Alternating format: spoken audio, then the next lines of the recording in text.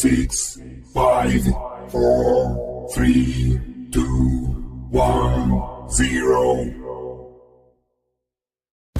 Tune in. This is your Friday Night Lights podcast, photo and entertainment in Middle Georgia sales and services. Coke, don't worry about Pepsi. I had to go see a man about a mule. Look at here, look at here. A-Town down. And you better not lose. Tune in. Not so fast, my friend. You better say it with your chest. Come on now, shout it. And you better not lose. Hey, you better watch your mouth now. I am a Lego. Better shut your mouth. Yes, I am. I don't mean to interrupt. Better say it with your chest. Let's get it. And you better not lose. What's happening, everybody? What's happening? What's Hello, that? Man, who hello. put that picture up there? I don't know. Who put it up there? How you doing, Mr. Hurst? Welcome to the podcast, sir. I don't know, but I like it. I do too. I think that should be our background for a little while. What you think? I don't. I personally have no issue with it being in the background.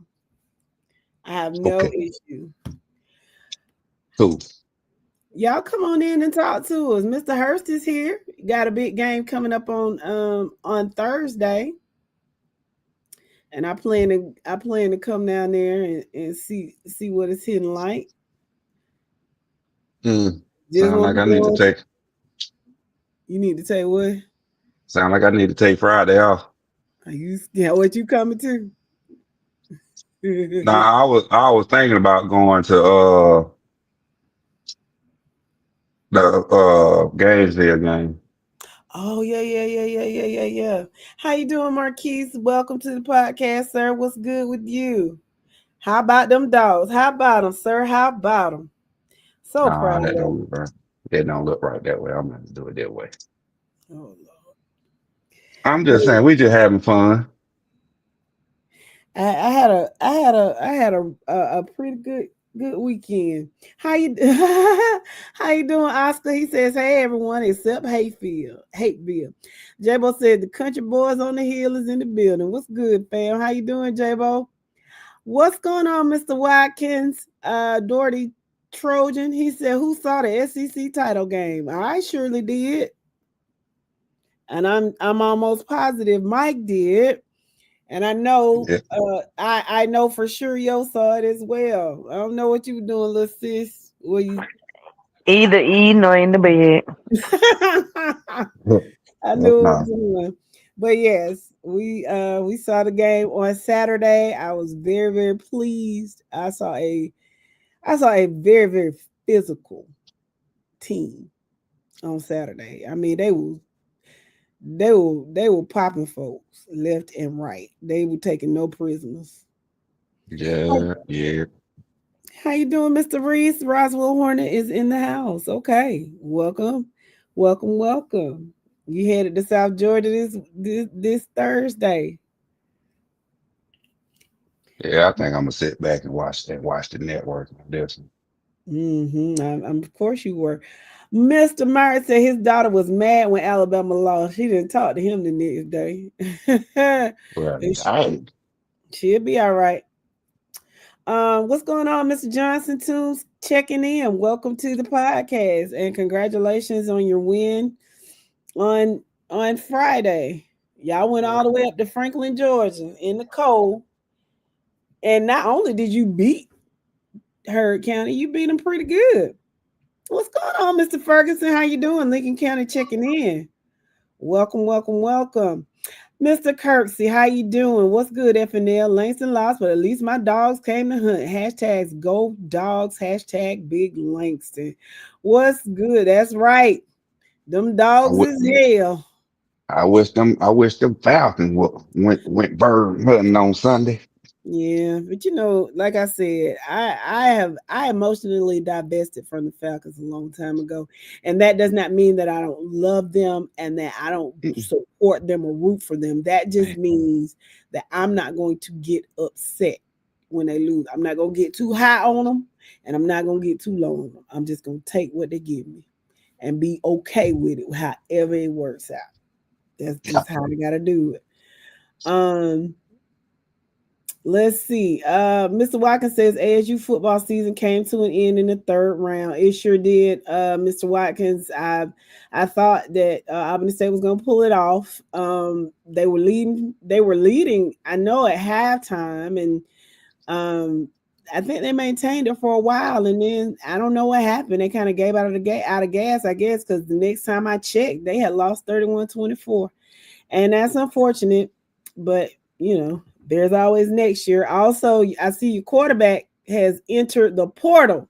So, and I don't know if your coach is going to jump ship either. All I know is FAMU just fired their coach. He is a FAMU alum. Not only is he a FAMU alum, he is a beloved FAMU alum, and he has shown that he can coach a team and be successful winning. So we shall see how that works out for you guys. What's going on, Mr. Perrin? Welcome to the podcast. Lincoln County is checking in.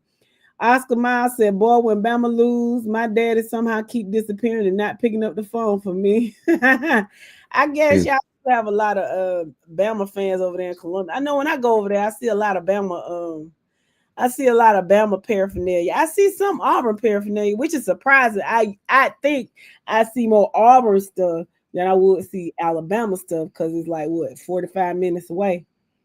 But I see a whole bunch of stuff. And then, when I was at the Fountain City Classic, this guy was like, hey, how you doing? I was like, I'm great. And he was like, roll Tide. I said, go Dogs. Got my face. So it's a lot of Alabama fans over there in Columbus. What's going on, Chris Pace? Welcome to the podcast. How you doing, Obadiah? What's going on? FNL, TCC checking in. We got a big game Thursday night. That you do. Dang, Marquise. He said Glasscock County could beat the Falcons. At this point, you might be right. Gabe Garrett said, evening, Toombs checking in. Dogs on the hunt for those Rams. Okay, Mr. Garrett. That's going to be a slobber knocker, I do believe. Y'all got one job. One damn job. Handle your business. Oscar said it's a mixture, UGA, Bama, and Auburn. You ain't call them Auburn. That's a new one. I'm going to have to use that one. Yeah, I know our buddy is an Auburn fan. Mr. Suggs is an Auburn fan. For sure. Oh, sorry to hear that. How you doing, Mr. Odom? So yeah, what was I fixing to say? So while we're on it, let's talk about it. While we wait for the people to come in, let's talk about this whole college playoff thing. Bama made it in, Notre Dame did not. And so Notre Dame decided to stand on business. They took their ball and they went home. Not only that, there are several teams, like 10 different teams that declined their bowl bids. Some of them because they've got new coaches and they want to revamp and do whatever. And then some of them just, I don't know what happened, and they declined bowls. So I guess my question is, it's a bad look. It's a bad look on the team as a whole, on the program. So, yeah, like, I guess, yeah, but I guess my question is, okay, so Alabama, and here's the other thing. Alabama lost their conference game, and they lost it badly. And they say, well, we're not going to penalize them for that. But you penalize BYU for that. You know what I'm saying? So, and I guess maybe strength of schedule and all that stuff played a factor, and that pushed Bama over the top. But I don't know. I think the system is broken a little bit. Not only that, how do you think that will affect conference championships in the in the future. Now Notre Dame, they'd have been in probably if they just go ahead and join the ACC and not be ACC adjacent. They could have won the ACC with the eyes closed this year, and then we wouldn't even be having this conversation. But there are questions about should the SEC, should conference games go the way of the dinosaur, and are there too many ball games? Because it looks like they don't have people to fill them. And Florida State, they're not getting a new coach, but they declined the bowl game. Like, really? They needed to. They did. We've seen enough. Way too much. It's stressful down here in Cali. Minus the rain. It's Yeah. I just kind of, and I love Florida State, but I just be like, okay, that's all I can do, because what can you do? You don't have $60 million to get rid of them, so you just kind of there, and then you fire people. Coach Surtain was not the problem. He was not the problem, but okay. That was he coached probably one of the best parts of the whole team, and you get rid of him? Okay. Yeah, so it is what it is on that. Let me read these comments. Andrew says, who was shocked when the college football playoffs saw James Madison team sneak into the playoffs? I don't know why you were surprised. It was been conversation for the past 2-3 weeks. Yeah, it was kind of inevitable when they decided that the top rated conference winners outside of the P4 will automatically get in. I mean, it's just, it was kind of a foregone conclusion. What shocked me, Duke really upset the apple cart because Virginia messed up the church's money badly. And they had a chance to win it. Although I think on that last drive, I think the refs aided them. They were probably, but they still couldn't pull it out. Like the ACC, I mean, is historically been a weaker conference, of course, when you compare it to the SEC and the Big Ten. But this year it was. But even then, you used to have strong teams. Okay, the ACC was overall weak, but Florida State and Clemson and even Miami to a degree were, and sometimes Pitt or Boston College would be decent, but Florida State and Clemson were powerhouses. They don't have any of that now, I don't understand what's going on with them. It's about to be P3 because ACC is terrible. So, what's going on? Mr. Reddick, how you doing? Yep, the Irish, Miami got in over Notre Dame. I guess they looked at the head-to-head matchup, and Miami did beat Notre Dame, although by a very, very slim margin. And they also lost to Texas A&M by a point, so I know that had to hurt. If they had won one of those, they probably would have gotten in, but they didn't. Oscar says Bama made the playoffs with 3 losses and lost in the SEC championship bad, and then moved up in the ranking. I was confused about that one. I was too, but I wasn't. They're Bama. That's all I can say. I have I sent a meme that would describe what probably happened, but I can't really share that. No, not today. Not today. We're gonna keep it PG-13. Yeah. What's going on, Daniel James? Good to hear from you. Hey, how you doing, Mr. Nicholson? Welcome to the podcast. Yeah, Mr. Reddy says bring in a Bainbridge native to the FSU team. I'm a fan of him, Nick Williams. Yeah, he's at Syracuse, right? They brought him in, right? Or is he? He was at Syracuse. Yeah. Well, that's good. Good. Congratulations. They need something. Lee Nick. I know that's right, Mr. Nicholson. Your SEC champions, the Georgia Bulldogs. Yep. Congratulations. Hey, Miss Heather, how you doing? Welcome. CJ Lane, how you doing, sir? Cook Horn is checking in. How about them dogs? Gabe says, I believe Bama should be in, but not as a 9 seed. At first, I was mad the UGA wasn't 2, but after seeing the bracket, dog schedule is favorable. Honestly, yeah, I think so too. Ohio State probably got a more favorable bracket, in my opinion, but yeah, it's not a bad one because Tulane is not going to be Ole Miss, and Ole Miss is not going to be the same. They're going to be a very good team. I don't think they're going to beat Georgia in the Sugar Bowl, but hey, they might play with, gusto since Lane left. So we'll see how that goes. Mr. Reddick says he was under Kirby first. Okay. Darius says college football has too many variables and different criteria for different teams. It needs to be one set of prerequisites across the board. I agree. Mr. Reddick says he played with Georgia and then went to Texas A&M and then to Colorado. Okay.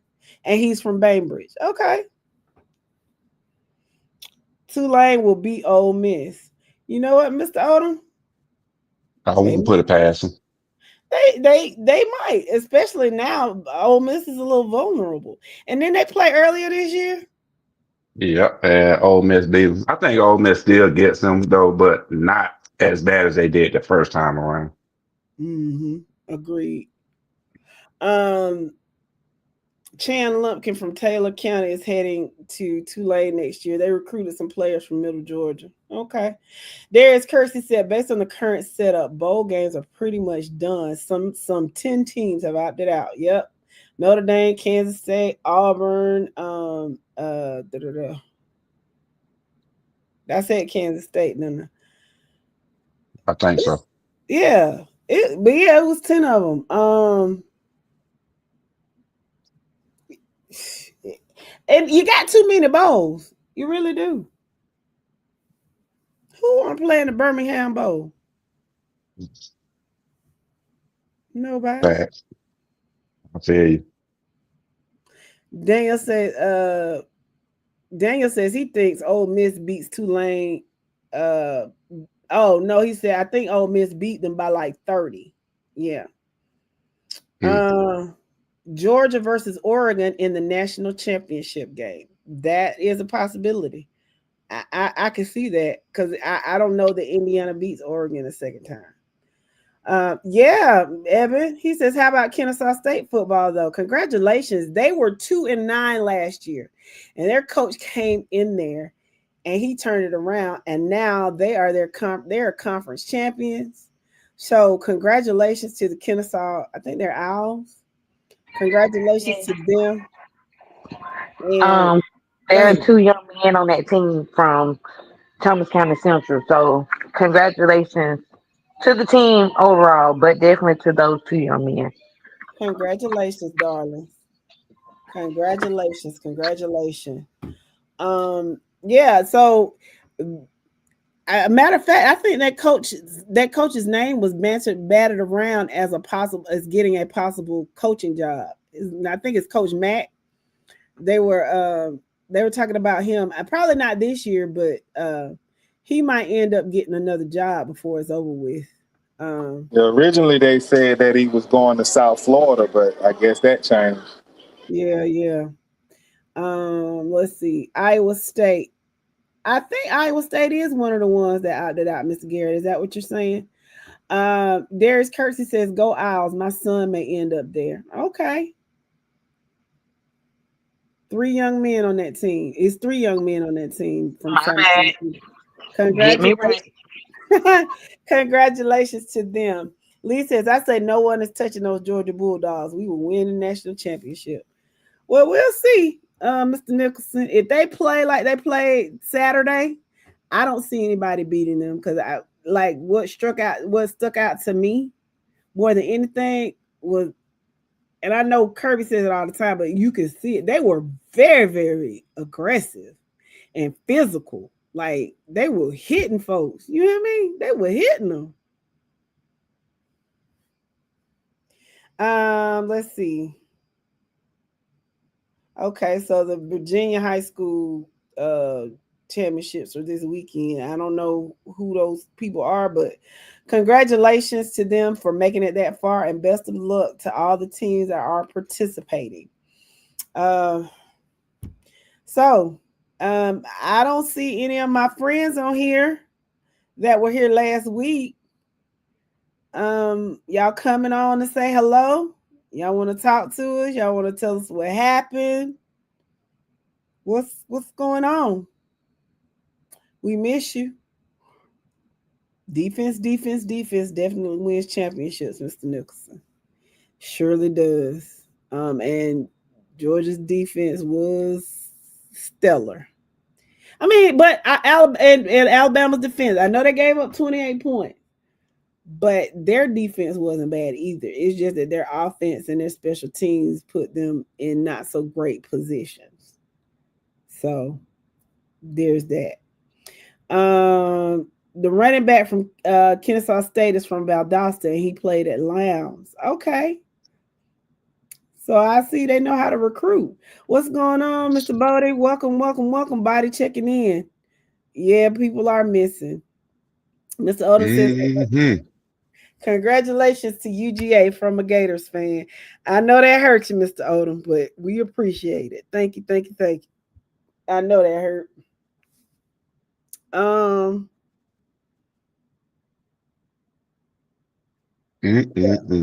So, Jess, I got a question for you. Okay. Have you heard what Georgia is doing with Damian Wilson? I had not heard what Okay, well, let's back up. Damian Wilson played defensive end linebacker for Georgia, right, last year, and decided to transfer in January and went to Mizzou. Oh, that guy. Yeah. So before this, and Jess, can I call it like it is? Sure. This idiot signed a $500,000 NIL deal. Mm-hmm.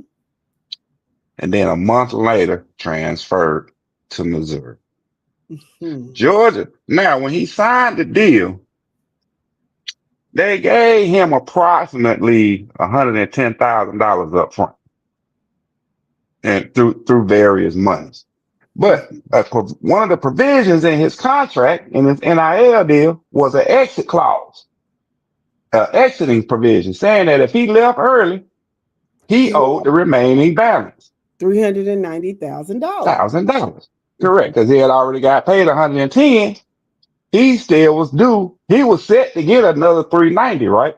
Throughout the 14 months of the contract. It was a 14-month contract. So Georgia taking this kid to court. Yeah. One part of the story, I don't know how true it is, but one thing that I heard was that Missouri actually paid him the additional $390,000 to kind of get him out of the contract, but he never turned that over to Georgia. He kept it. Now I don't know how true that part is, but that is something that I read. Now either way, I think is it a little exorbitant to require that he pay you? You hadn't even paid him $390,000. You hadn't paid him the $390,000, but he's still gonna owe you that if he leaves. Yeah, I don't necessarily think that that's fair, but it's a buyout. It's a kind of buyout clause. But in the same vein, don't sign it. You know what you're signing before you sign it. So it is what it is. And especially if Missouri was kind enough to buy you out of that. You should have, you know what I'm saying? You should have turned the money over because you knew what it was.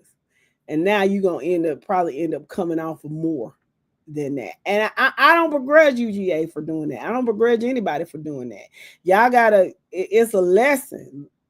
Read before you say. And if you can't read or if you can't comprehend, pay an attorney for a couple of hours to look over whatever is in that document and let you know if it's good to go or you don't need to sign this. You sign your life away.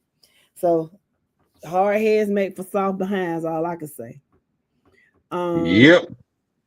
And I think that's going to open up an avenue for a lot of other NIL, I'm going to say disruptions.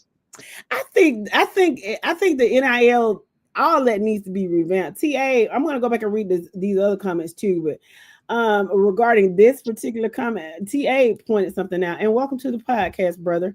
He said he should be ruled ineligible until he pays the release fee. That's not a bad idea, actually. It's not a bad idea. Darius said, let's see. So now let me go back up to these comments. Who is Joe Lamar? He will be a dog next year. J-Bo said these fans disappearing like that scene on the movie Life. Darius Kersey says folks fall off when they lose. I'm here, lumped up and all. It's still Big Langston. Well, we certainly appreciate you, Mr. Kersey. You bring a lot to the show. Philip Jacob Williams, how you doing, friend? He said, y'all think some of those KSU players are about to hit the portal and go to bigger schools after winning the ship? No, because they building something special down there, and KSU got a chance to win a national title. Nope. Yeah, because they ain't went division. Yeah, because they haven't went Division 1 yet, have they? They still in the FCS, right? Yeah. Yeah, they got a chance to win the FCS. They ain't going nowhere no time soon. Mr. Reddick says most definitely. He says he sees a few of them leaving after the bowl. That'll be crazy, man. Mr. Garrett, welcome to the podcast. He said just one thing: negative yards rushing for Bama. Them dogs is hell. Yes, they are. And then Darius says he believes it too. He said that's the name of the game now. Go JUCO D2 or FCS, then go get paid. Well, I mean, it's a way if people see your film and all this other stuff and you transfer, it's possible. Gio, how you doing, Gio? He says, what random thought. I really hate how these schools are opting out of bowl games because they didn't make the college football playoffs. Well, to me, it seems like most of them are opting out because the team is gone. They didn't make the college playoffs, so they really weren't expecting to make a bowl game either. Everybody scattered out. They didn't stick around to keep practicing or none of that. That's possible. KSU is D1. I thought they made a move. Did they? They did go D1? I don't know. I don't remember, but I still wouldn't vacate them though. If I was a player, I wouldn't vacate them because Who that? talented Is from Kennesaw State. Are they not Yeah, Division they One? FBS. Kennesaw State second year at FBS. They win the conference. Okay, but I wouldn't leave from there, man, because if you got talent, you're gonna get found regardless of where Oh, you you at. saying it's transferring? No, Yeah. the question was this. Let me go back to it. With Philip Jacob Williams. That's a great name. If I had a son, I would name my same name of Philip Jacob, but that ship is sailed. He says, y'all think he asked the question, do you think some of the KSU players will hit the portal and go to bigger schools after winning their conference championship? I'll just say this. If Kirby called me and I'm a KSU owl, I'm gone. Now let's just be real. They're gonna do it, although they're FBS. They're gonna leave because exactly what you're saying. I know a kid right now who came from JUCO, went to an FCS school, working with a Hall of Fame NFL running back, and had a great year, had a real productive year, and he's going to enter the portal. He want to go somewhere big for 2 years left on his eligibility. So yeah, that notoriety of those kids on that KSU, like I said, 2 years in FBS coming from the FCS level and win your conference, you know they're going to get the notoriety now. So yeah, I think a lot of them going to be transferring. Okay, yeah. Oh, Jay Lamar, Colquitt, running back. Okay, I read it, Joe Lamar. I'm sorry. It's Jay Lamar. Okay, yeah. I saw him. Yeah, he is going to UGA. Mr. Mr. Bodie says KSU is D1. I did a dynasty rebuild with them on college football 26. Okay. How you doing, Mr. Shields? Welcome, welcome, welcome. KSU is Conference USA. Where's the echo? Where's the echo? TA says there's an echo you in here tonight. It is Don't too hear. late, Oscar. He told me it ain't too late, Auntie. You can still have a little feel. No, I can't. No. If I do, I'm sending them to. I'm Hey, sending. mental patient at it again, ain't he? Huh? I said Yeah. mental patient at it again, ain't he? Yeah, let me tell you, if I do, I'm sending them right up there to my brother. He like babies. I'm gonna send them right up there. Yep. Mr. Odom says Prairie View upset Jackson State in the SWAC championship game last week. Sure did. Celebration Bowl is this Saturday, the 13th. I am debating on whether or not I am going to the bins early. I'll make a decision by Thursday to see if I want to do all of that. But yep, Prairie View and South Carolina State will be playing in the Celebration Bowl, and I've never ever had a chance to go because usually it's that weekend that we have our family Christmas get together, but I might go this year. Lee County, Stephen Wynn says Lee County's Barron Hobson is a linebacker for Kennesaw State. They were the conference defensive player of the year. So do y'all see a pattern here? All those kids that are playing for KSU, where are they coming from? The South. The South. And they're coming from Georgia. That's why I say that, and I'm going back to my school.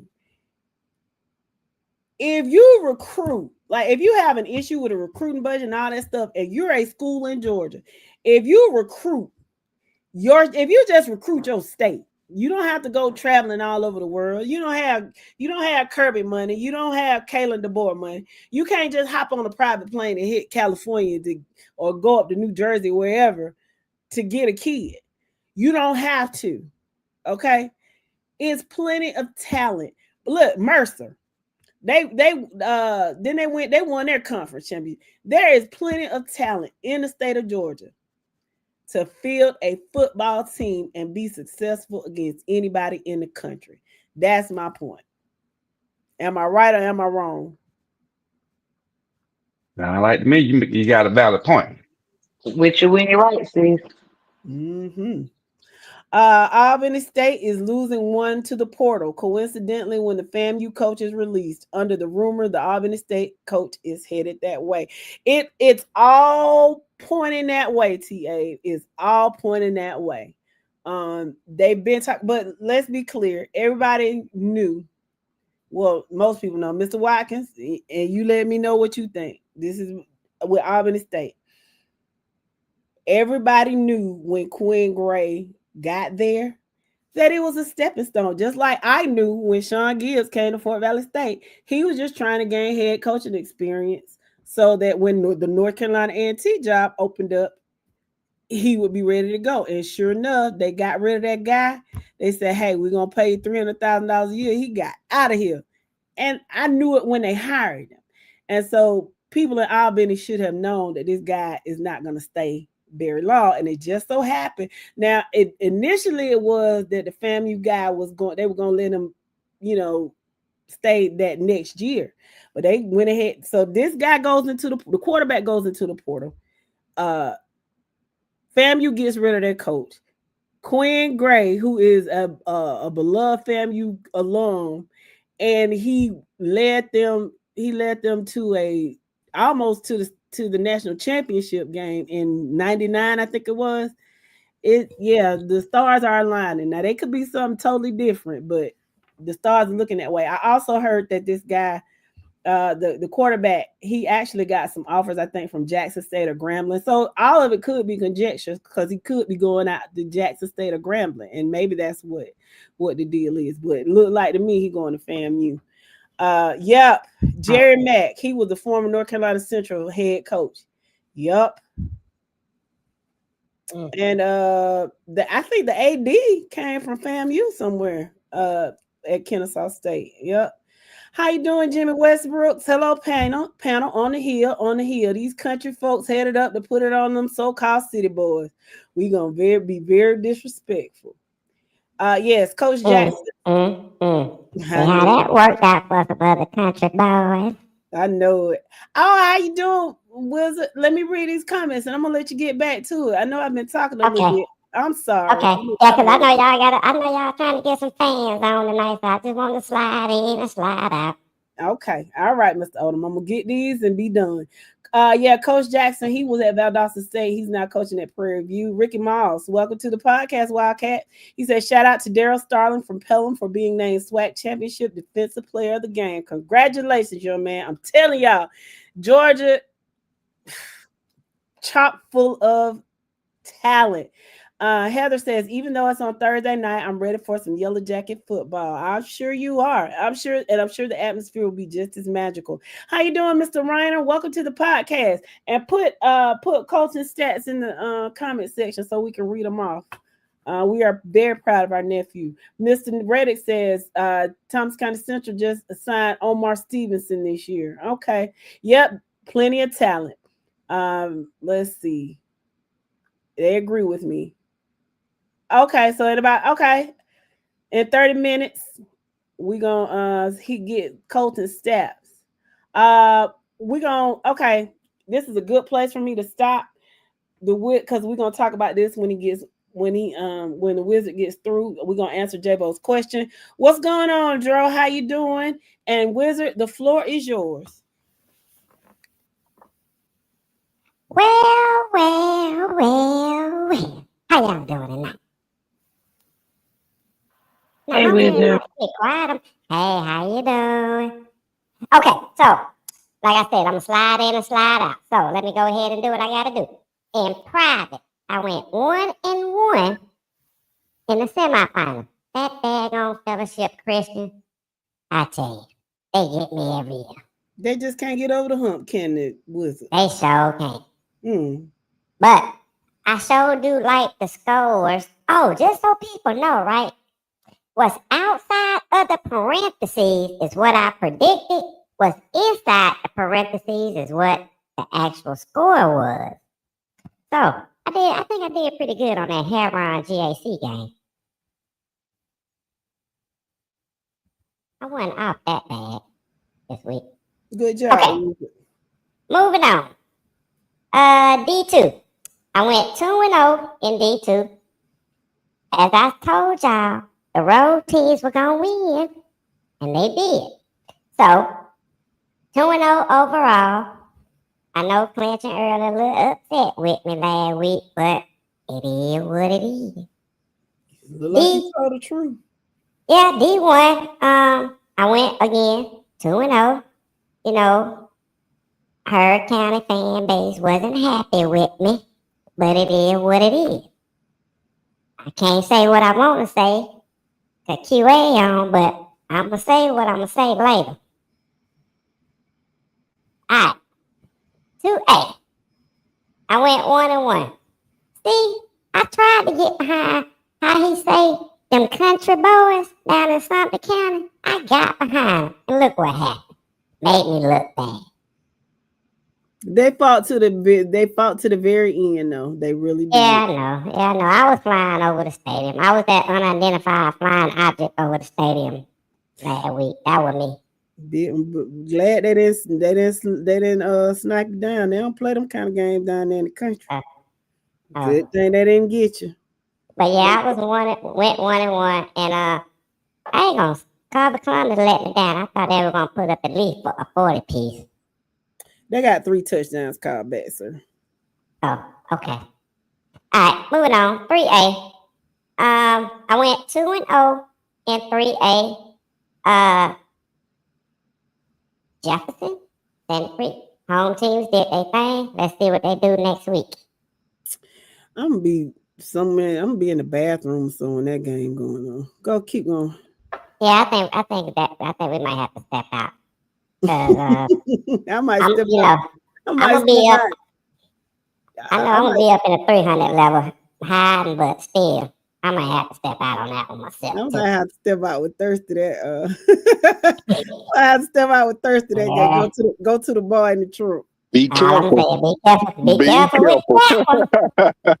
Okay, be careful with that one. All right, 4A. I went 2-0 overall. Creekside, Benedictine did their business at home, so cool. I'm cool with that. Now, the most complicated and messed up classification of the weekend was 5A. 5A, I had predicted Hughes over Gainesville, and that got blown out the water. So I'm gonna say congratulations to Gainesville. I flew over that game with the Witch also in the second half, or towards the end of the second quarter and a little bit of the second half. And then the air started getting real cold up there and it was a little wet too. But yeah, y'all need to talk about that one. But from the quarterfinals week, that made me 3-1. Now, with that being said, everybody that's playing for trying to get this money out my pocket, you are playing the 5A pick'ems this week. You got 3 questions, 2 games, and a tiebreaker. So don't forget to get those in before 6 p.m. on Thursday. Okay, moving on to 6A. Now, I know when I came on and did my prediction last Wednesday, I had some folks in South Georgia mad at me. But look what happened. You know, I gave you the benefit of doubt of home cooking. I gave you 28 points, but you found out that you only put up 7. It's cool. I went 2-0 in 6A, so I ain't mad. All right. On the season, on the week, I went 12-2. On the season, you see where I'm at, 851 and 133. I'm gonna get my 87%. Okay. I'm gonna maintain my 87%. Now, for the pick'ems, this is how the pick'ems look, and this is how I did. Again, I went 12-2 last week. I'm expecting to go 2-0 this week with the 5A games that's on there. Thomas County Central versus Roswell, Gainesville versus Rome. And you see who I'm picking, so I ain't even got to say it on Thursday. Now do it. You don't. Okay, home teams win in 5A. I'm going to go ahead and put it out there. Don't get mad at me. Get mad at your mammy. So, on the leaderboard, this is how we looking. Yeah, I'm down by 3-0. Brain. I'm going to call him Brain Little from now on. The Thursday keep messed up the post 2 weeks in a row. But this is how the leaderboard is looking. With that being said, I'm going to say congratulations to Zach Burgess. He went 13 for 14 last week in round 4, 1.0. And won. The tiebreaker was required, though. But I am going to say, Zach Virgil, congratulations on winning the pick'ems for last week. Let's see if you can get these 2 games straight this week. So, with that being said, I know I ain't got no questions because I don't take them. All I'm going to say is, y'all be easy with it. I may pop up on Thursday because some folks may have slipped and forgot my prediction. But other than that, y'all have a good one. See you later, Wizard. Good job. Peace.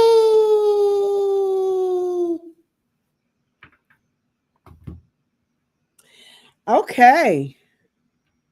So let's pick up with this good question from old J-Bo.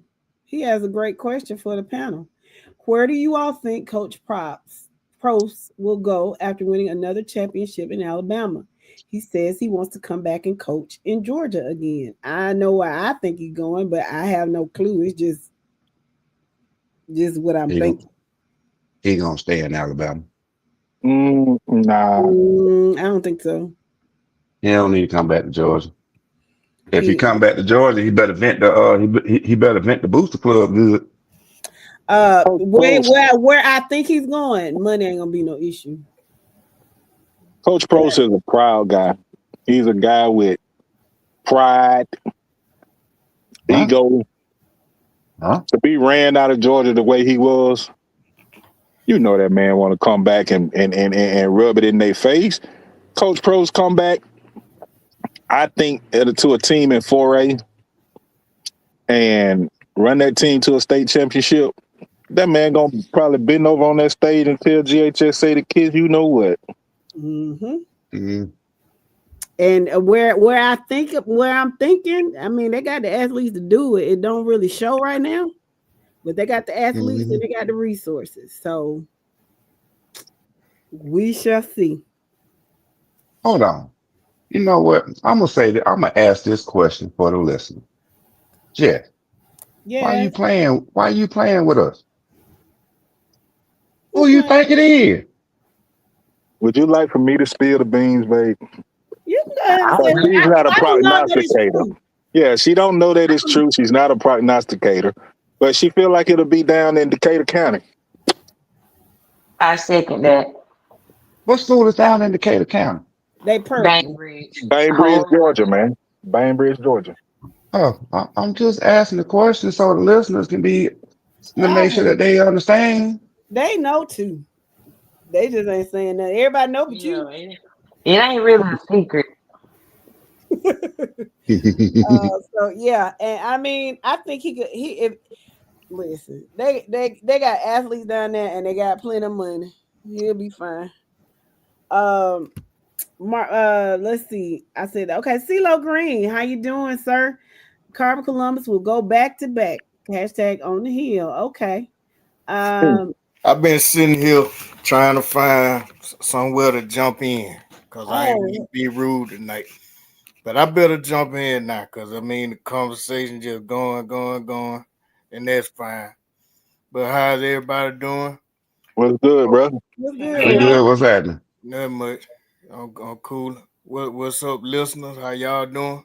Hope everybody doing all right. Now let me jump back out. Come on back. Yeah, engage. Now, jump in where you see fit. Even when I see your shade to my rush to see the grove. My lord. Nah, we good over there. We good over there. And plus we can't we can't afford his bill. But guess what? Joe playing double dutch and jumping in, jumping out. That was the perfect time for him to jump in when Mr. Will made that post. You supposed to have came in and ate that one up, Joe. But it was something. I think Joe needs a Snickers. He's not himself when he's hungry. Talking about right there, man. I ain't messing with. I told you I ain't messing with them folk no more, man. They showed me a level of sensitivity that it kind of caught me by surprise. I said, I'm gonna give them the same treatment I gave the other fan base. I'm just gonna leave them alone. I ain't gonna mess with them. Stephen Wynn says Albany State's quarterback was a transfer from the Naval Academy. Oh, okay. What? I didn't know that. No wonder that kid was good. That kid was good. Oh yeah, he lit us up. Carved us up like a damn Thanksgiving turkey. Ham too. The turkey, ham, and the chicken. Damn, I wonder how he got out of that contract. I don't know. That's the thing. The academies, any of the academies, if you go to school there and play for 2 years, then you locked into a commitment to serve after you graduate. But in the first 2 years, if you transfer out, then they don't hold you to that commitment. I ain't gonna say commitment. We're gonna say contract. That part. That's what it is. That part. Okay, dope. Rain Tanae, welcome to the podcast, Miss Ma'am. She said he had 2 offers from Jackson State and Howard University. Okay, I knew it was Jackson State. I don't know why I thought it was Grambling, but I knew there were 2 HBCUs. Well, wherever he goes, I wish him the best of luck, and whoever ends up with them, they are going to get a great. He's a great talent. And again, understand Jackson State also is in their 2nd or 3rd year in the FBS in the conference with Kennesaw. So they played for the championship. No, not Jacksonville. Okay, Jackson State. Okay, yeah. Let's see. Mr. Benjamin, welcome to the podcast. Happy Monday, family. Hope all is well. Peace and blessings. Mr. Robert, how you doing? Go Georgia Bulldogs. Good evening to you, sir. Stephen Wynn says Kirk Signetti just bolstered Indiana's brand. I mentioned he was the hottest coach when Penn State fired Franklin, and IU quickly came up with $95 million to lock him in. Didn't they, Mr. Wynn? They did. And pretty much gave him a lifer. He gonna be there as long as he wants to. As long as he wants to. But real quick, babe. Real quick.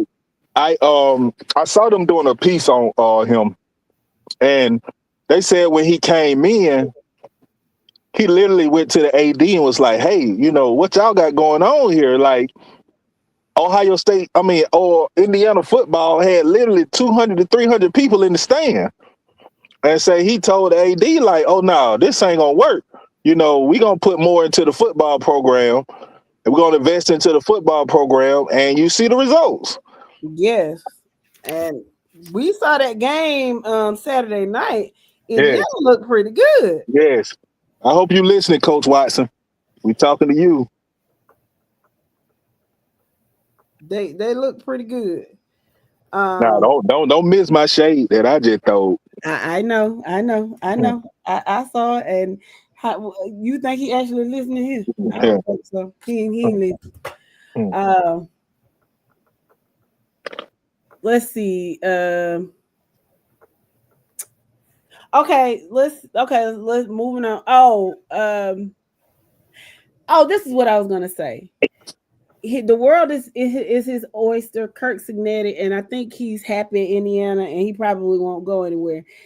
In the same vein, I think that's what's the guy at BYU? What's his name? But anyway, that coach, let's start with a K. Man, I don't think anybody want to go coach at BYU anyway. No, he doesn't. But what I'm saying is, they love him out there. He's got a good thing going.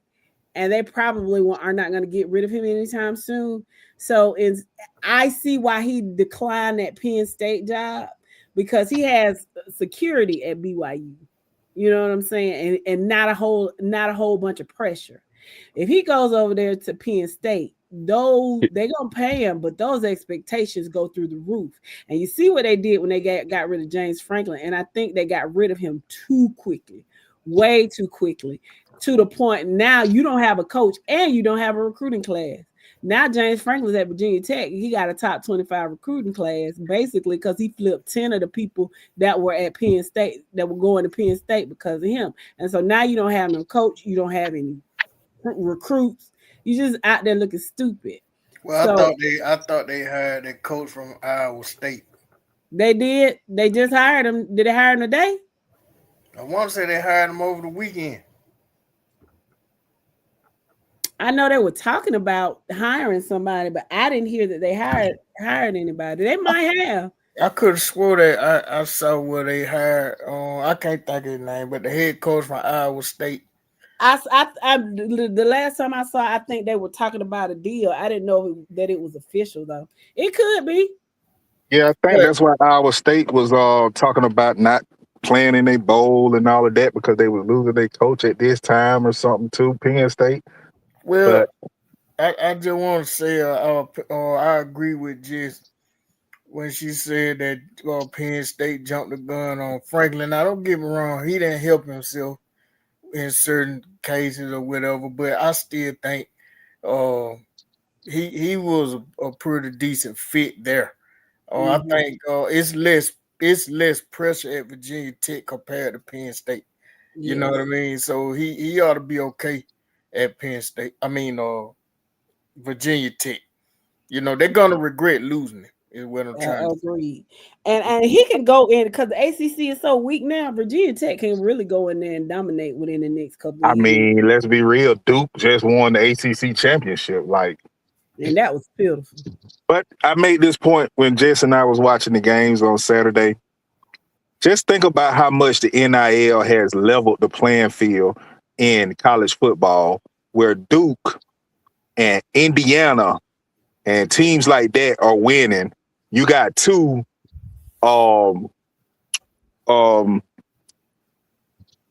You got two what they used to call mid majors, now the group of fives.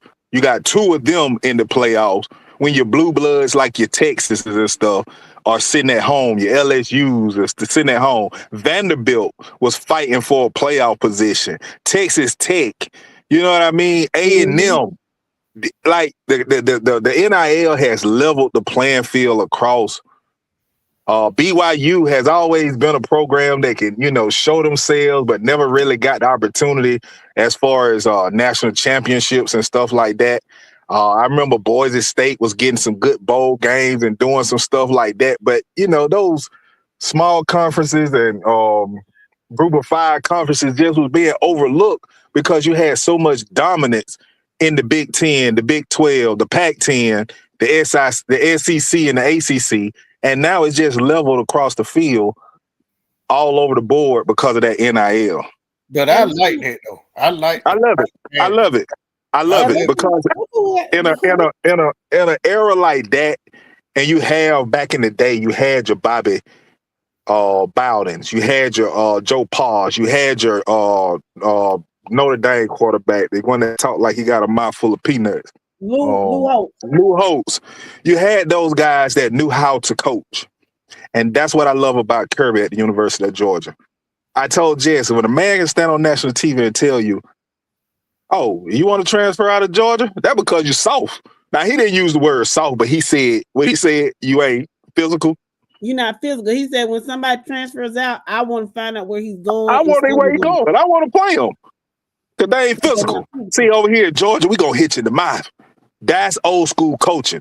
And when the NIL, see, back when Nick Saban there was coming through with their teams winning in Alabama and stuff like that, Urban Meyer, they was able to just recruit the best talent. Now you got to really be on your coaching game because it's an even market now with the NIL. The best talent ain't just piling up at one school. You got to take these 3 stars and make them into 5 stars. You got to take these 3 stars and make them play like 5 stars. And that's what's being done at the University of Georgia. I agree. I have to say this, and I know we're going to get to that comment sooner or later, but I absolutely agree that Alabama should not be in the playoff. They shouldn't. Agreed. They should not be in the playoff. That, Notre Dame got slapped in the face. Am I sad for them? Of course not. They beat my dog last year, I think it was. I don't feel bad for them, especially after they backed out of their bowl game instead of just playing that one. And I know it don't mean anything, but play that game. Georgia got left out of the playoff a couple of years ago, and they went and destroyed Florida State in the Orange Bowl. But what I'm trying to say, Alabama should not be in the playoff. That's favoritism. You know what I mean? And I hope Oklahoma drag them. Well, we know that's gonna happen. Joe, remind me to send you the SEC shorts. Okay. It's in the chat. Oh yeah, it's in the group chat. Check it out. It'll sum it all up with the Alabama, Oklahoma. But one thing I will say, and I hate Bama probably more than just by anybody, but I think what they're first of all, it is what do you call it? It's hypocritical because you don't penalize Alabama for losing badly in the SEC championship game. You even move them up, and you say because that game doesn't count. But in the same vein, you do penalize BYU for losing because they win the 12, they lost, and you push them out. Alabama loses and you push them up. It doesn't make a whole lot of sense. But no, it don't make any sense. They contradicting themselves. Yeah, that's what the word I was trying to say. They contradict themselves. But in the same vein, if you look at Alabama, Miami, and Notre Dame, well, Miami is gonna get in over Notre Dame because Miami's gonna get in over Notre Dame because they want to hit the head. Then you start looking at common opponents, and then you look at strength of schedule, and I think Bama's strength of schedule is like 6th, and then Notre Dame is like 44th, You know what I'm saying? So I think that was their justification. But I still don't see how you justify moving Alabama up and BYU out. It just Well, doesn't make a lot of sense. And I guess it's because you had to put Tulane and James Madison in there. But yeah, you had to, because that's the whole point that I was just about to make. It's the criteria. You got a criteria that you go by. Okay, it's going to be the 5 top conference champions that's ranked. You have to be ranked in order to be considered in the top 12. James Madison was ranked 25th. They won because Duke was not ranked and won the ACC. Guess what? You out of there. Okay, we understand that. So James Madison had to get in. Tulane was a conference champion, and Tulane got in because they was ranked. Okay, I understand that. Now your criteria, you can't say the best 12 teams, because let's be real. Texas, Vanderbilt, Alabama, Notre Dame, I think they mopped the floor with James Madison and possibly Tulane also. Exactly. But your criteria is set. So if this is what you're saying, this is how we're going to do this, don't switch it up and change it up just because you want to look out for the Alabama Crimson Tide. I understand Notre Dame having a legit fight. For 6 weeks that you've been doing this bowl thing, you had Notre Dame ahead of Miami. BYU losing, don't now make Miami jump Notre Dame when neither one of them played. For all this time, you felt Notre Dame was ahead of Miami.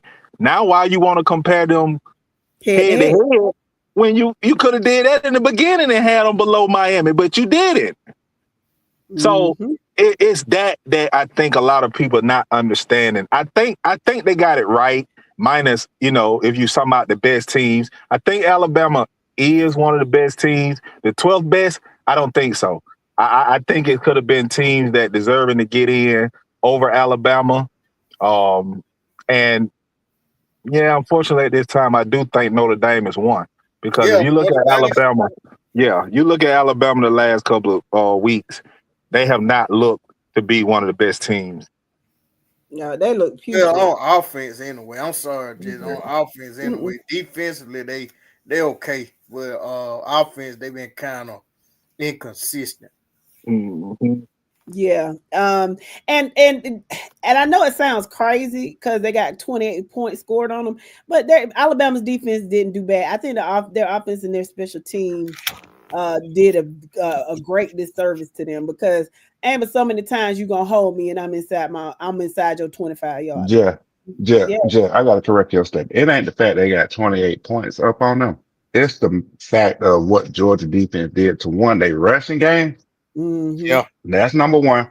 And had them, and it took Alabama until what? Towards the end of the third quarter to score that touchdown to get 7 points on the board. It was 4 quarters. And let's be real.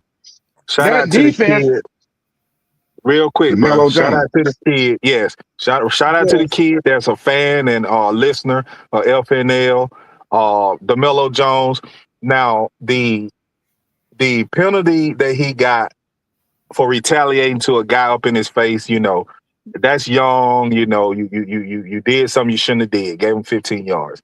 The pass interference I disagree with, because I think he did turn around just in time to fight through the contact. That contact should have been legal because the ball was underthrown and he was running down the field. He turned his head. The receiver was trying to fight back, and I think he had just the amount of right with the grabbing and everything to fight back with him. So I don't agree with the pass interference call. But minus those penalties, they don't even get that touchdown. Let's be real. If the referee hadn't blocked for him, they wouldn't have gotten the touchdown they got, because the referee got in the way. So yeah, there's that. I mean, I don't want to get us off topic, man. If we want to get back to high school, I just want to end it by saying, read between the lines, 3 fingers up, read between the lines for Alabama, man. That's just how I feel about that. Got you. I agree with what TA said though about Alabama quarterback. He's that guy. He, He's scary. when especially when he had weapons or whatever. But you can't underestimate him. He's a baller. He's a baller. Well, No, when he's he saying talking he's about he's scary. scary, he talking about he's scary Like because he died. He took a dive before they could get Oh, to him. that's what he mean by that. Okay. Yeah, yeah, he got tired of and getting hit. and let's be honest, Jess said it best. Once he came in last year, I'm sorry, back a couple of weeks ago and beat Georgia, and he gonna tear bushes out the hedges and stuff, putting all in his mouth like he run the Sanford Stadium or whatever. And he faced Georgia again, and they laid that wood on him one time. That boy rattled the whole game. That boy Well, rattled. He was you gotta scared. but see, you gotta think now. Georgia played a totally different game this time, and you can't take away what he did in Athens. So I mean, I get what you're saying, but he still beat him in Athens. You know what I Well, mean? you be disrespectful and beat us. You just put a bullseye on you. And when they slapped Exactly. him around a couple of times, Yeah. he was shook. Yeah. I agree with you. I agree with you. All right. I'm gonna read these comments and get them in, and then we can kind of move Hey, on. quick question. Hold on, Jess. Quick question. We bring hey, we letting people come on tonight, right? If they want Or to. no? Sure. Yeah, if they Okay. want to. Especially since we Okay. got Dro on here to get them out of here. They was on all last week, Dro, and we needed you to get some of them out of here. And you wasn't here. Why they ain't talking tonight? Oh, we Well, coming. a lot of them, that were talking last week, they don't have a reason to talk this week. So. Who you talking But- about? Put the name on it, Johnny. No, Sump the county. Sump the county. I will put a name on it, Sump the county. Oh, you did? I thought you called them Americans, remember? Oh, yeah, my bad. Americas. Americas. Let me get these comments out of the way, then we're gonna move on. Because I told y'all this week I want to hear from Lincoln County and I wanted to hear from Bowden, because I think that's gonna be one of the best games of the championships. Jimmy Westbrook says Gainesville's flag football team started with the Carver girls and we got disqualified out of the playoffs. Nasty work, GHSA. Ain't that So look at Gainesville throwing rock high in their hand. Yeah, that's awful. Now what's going on with that situation? I'm trying to figure out what's going on with that. Well, they still ain't nothing going on with that. The girls out there thugging. That's what's going on with it. This time, I didn't hear much about that one. Now the boys. Now here's the thing: if Gainesville wins it all and they go back to court and GHSA appeals, they gonna strip them of their championship. So well, GHSA is not finna appeal. I mean, the GHSA washing their hands of that situation already. No, bro, I told you that's not the case. But we'll sit back and see. But it's just real strange to me that you doing all these appeals because someone started a fight with you to keep your team in the playoffs. And then the very next week, you got your flag football team, your girls, and they go out and start with Carver because they're finna lose, and get Carver put out of the playoffs. That man, that's some backward stuff. Yeah, hold on now. It ain't not for Carver, it ain't backwards because the GHSA already came out and said we didn't handle the Northeast situation correctly, so we're not gonna handle this one. Bro, you keep saying that, but I keep telling you, when Northeast and Southwest got to fight, bro, those players got suspended. Yeah, and they got fined. Yes. $1,500 or something. I'm just going by what the GHSA printed, bro. That's all I'm doing. No, they saying they didn't handle it properly, so they ain't gonna mess with this one. The only thing that happened with Northeast that week is we was told that a Northeast had a defensive player who should have been disqualified from the game. But the ref threw the wrong kid out of the game. So therefore, that following week against Toombs, they was going to try to, after going back and looking at the film and say, oh, we throw 49 out. It should have been 59. So therefore, 59 got to sit out this week. And if I'm Northeast, I'm like, no, the heck, we shouldn't. Yeah. So maybe that was the situation. But the fight between Northeast and Southwest got suspensions and fines. Mm-hmm. So maybe we got Northeast listeners, Tick, and any of those guys. Maybe y'all can let us know how that happened and what was talked about with that. And speaking of Tick, he's not on here tonight. He's probably out enjoying it. Y'all, he's not here, but maybe he'll go back and listen. We're gonna wish my boy Tick a happy birthday. Today is his birthday. Happy birthday, pal. I'm sure he's out at dinner or something with his family, but if you should come back and listen to the podcast, friend, happy birthday, and we love you and we thank you for what you bring to the Friday Night Lights podcast. You are one. Happy birthday, mental patient number 2. Go between Oscar Miles, Tick, Nick Fletcher, and Chris Pace. Yeah, we got some mental patients on FNL. We got at least 4 mental patients. Well, shit, go ahead. Well, hell, go ahead and add me because I be on my mental sometime. Well, we know you on some old school Ritalin. You know, they get on that Concerta now, but you on that old school Ritalin, bro. Yeah, I forgot that I ain't took my medicine that week. Yeah, just get your crayons out. So it looks like. I got it out backstage. I got it out backstage on that stupid post. Okay. So it looks like everybody, agree with me. Probst would be going to they think Probst would be going to Bainbridge. Jimmy Westbrook say Habersham Central. Whatever. How you doing, Mr. Sloan? What you doing? Bainbridge don't pay enough money. Oh, that's what Mr. Sloan said. Now if he's from Cairo, he should know.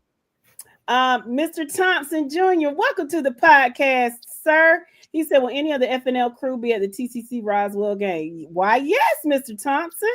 We will be going to the game. We will, matter of fact, we will be going through Tifton on Highway 319, and that's going to bring us right by the stadium. And it's 4 lanes, and it's not Deer Central. So yes, we will be at the Thomasville County Central. Oh, that's the way we're gonna move. Yeah, we're gonna go. I got on good authority that 319 is 4 lanes the whole way once you get off in Tifton. So we'll go that way. We're just not going. Yeah, that's the way I used to go down through Moultrie. I told you to go down to Concord. Yeah. So, that's how my daddy used to go. That's how my daddy used to go to Tallahassee. But everybody else used to go to through Albany. But man, damn that. Long as we ain't going through Worth County. Yeah, that's terrible. I got a brief on Saturday. I can't be out there Thursday night. Yeah, Dear Alley. What Saturday? Hold on, man. What Saturday got to do with Thursday night, man? Thursday. I get sick Thursday. I get sick on Thursday night. It's gonna hit me hard on Saturday, and I got a brief. I understand.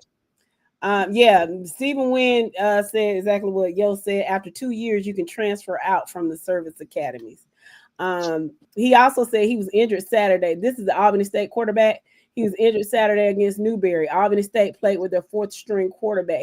That's like the 3rd time this year he's gotten hurt because he was hurt the first time against Benedict, and I think he was hurt either during the Tuskegee game. No, they beat the brakes off Benedict the first time. Mm-hmm. So he got hurt in the Savannah State game, the Tuskegee game, and this time. Okay, so that's why they won. Let's see. It's the Hoosiers. Okay, I don't know what you be talking about, Ian. I don't know. You got a stream of consciousness thing going on there. I just don't be understanding these comments. Let's see. Mr. Powell, welcome to the podcast. Tunes all the way, baby. They hired Campbell yesterday. Penn State did. Okay. Well, he got a lot of work to do because he gotta get a signing class together. TA says, I hope Penn State goes 0-11 for the next 5 years. Mr. Powell says Alabama shouldn't have gotten in. And Duke will play Arizona State in the Sun Bowl. That's going to be really, really interesting. Oh, I can't get my popcorn for that one. You want to have a watch party, yo? Yeah, I'll be watching the back of my eyelid. Christopher Reiner says, okay, these are Colton stats, guys. This is our nephew, Colton. He's an up and coming baseball player. How old is Colton? 9 or 10? But okay, So this is his stat. These are his stats. He has a 253 batting average, 22 hits, 13 RBIs scored, 54 runs. He stole 76 bases. That's the batting stats. His pitching stats. He allowed 57 hits. He walked 44 batters and struck out 23 batters. Fielding. He had 74 total chances for an out, and out of them, he had 53 putouts himself and 14 assists and made 2 double plays. All right, Colton. That is awesome. And I look forward to seeing you playing for the Atlanta Braves. Atlanta Braves, Mr. Ryan, I was going to tell you, don't forget us, man. Make sure we have some great box seats up there, dog. Truist, when he's a Brave. I'm excited. Good job, Colton. We are proud of you. Please play this. Congratulations. Mike, can I get a round of applause? Congratulations, Colton. Yeah, we can. But my question is though, is he gonna? Are we gonna be able to shake his hand next week? Yeah. He was there. Mr. Ryan. No. I'm saying next week. Yeah. I know Mr. Ryan and his family was there last year. You think Mr. Ryan gonna miss tunes this year? I'm sure Mr. Ryan and his family will be there. That's that's my new brother. I done got rid of y'all. I got to. Yeah, Mr. Ryan said he'll be it, didn't he? Yeah, okay. I just want to make sure they not that dead in the world. I just want to make sure they weren't that dead in the world. That's all. Darius Kirksey says basketball schools are winning football games. It's the wild, wild west now. You are absolutely my lord. Hey, speaking of which, I know a lot of people may not see it that way, but Indiana been playing some good ball. They have. They looked really good Saturday night. They did. They look better than Ohio State. I can tell you that. Yeah. And let's not forget, they actually beat Oregon this year also. It's not like they had a cakewalk schedule and just happened to be in the Big Ten championship against Ohio State and pulled it off. They earned every right to be there. And let's not forget, Indiana made a run last year, his first year. So I can see why they broke the Brinks truck out to keep him there. And again, I agree, Dro. The NIL and the way college has leveled out, I don't see Indiana falling off no time soon. Man, I'm telling you, man, that's a team to watch now. I know the sexy pick is Ohio State to win it all, or Georgia, all the team, but Indiana could get it done. That defense is for real. Well, I ain't gonna go that far now, because if they play them dogs, they gonna be for real, bro. Man, I love them. I think they can run the field. I think Oregon playing them again. Oregon may get them, but if they happen to run the field up there at that North bracket and have to beat Georgia in the championship, I don't think they have enough of that now. I don't know what that was. That was for Colton. He late. He late. Okay. Oh Lord, good Hey, job. I'm just gonna say, I'm not saying Indiana will definitely win it all. I'm saying I wouldn't be surprised. They are hot, man. They are hot. Yeah, I agree. And great point, Mr. Kirksey. They best wide receiver got hurt in like the third game of the season. Mm-hmm. And they still balled out. Man, the kid that balled out with over 100 and some caught the big time first down that really sealed the game. Man, he just stepped up. You know what I mean? He just stepped up. He now is their number one go-to receiver. Right. Mm-hmm. Yeah, they say he hit the transfer portal really, really, really hard, and apparently he did a great job doing it. Stephen Wynn says James Franklin was already pulling the top talent out of Virginia to Penn State.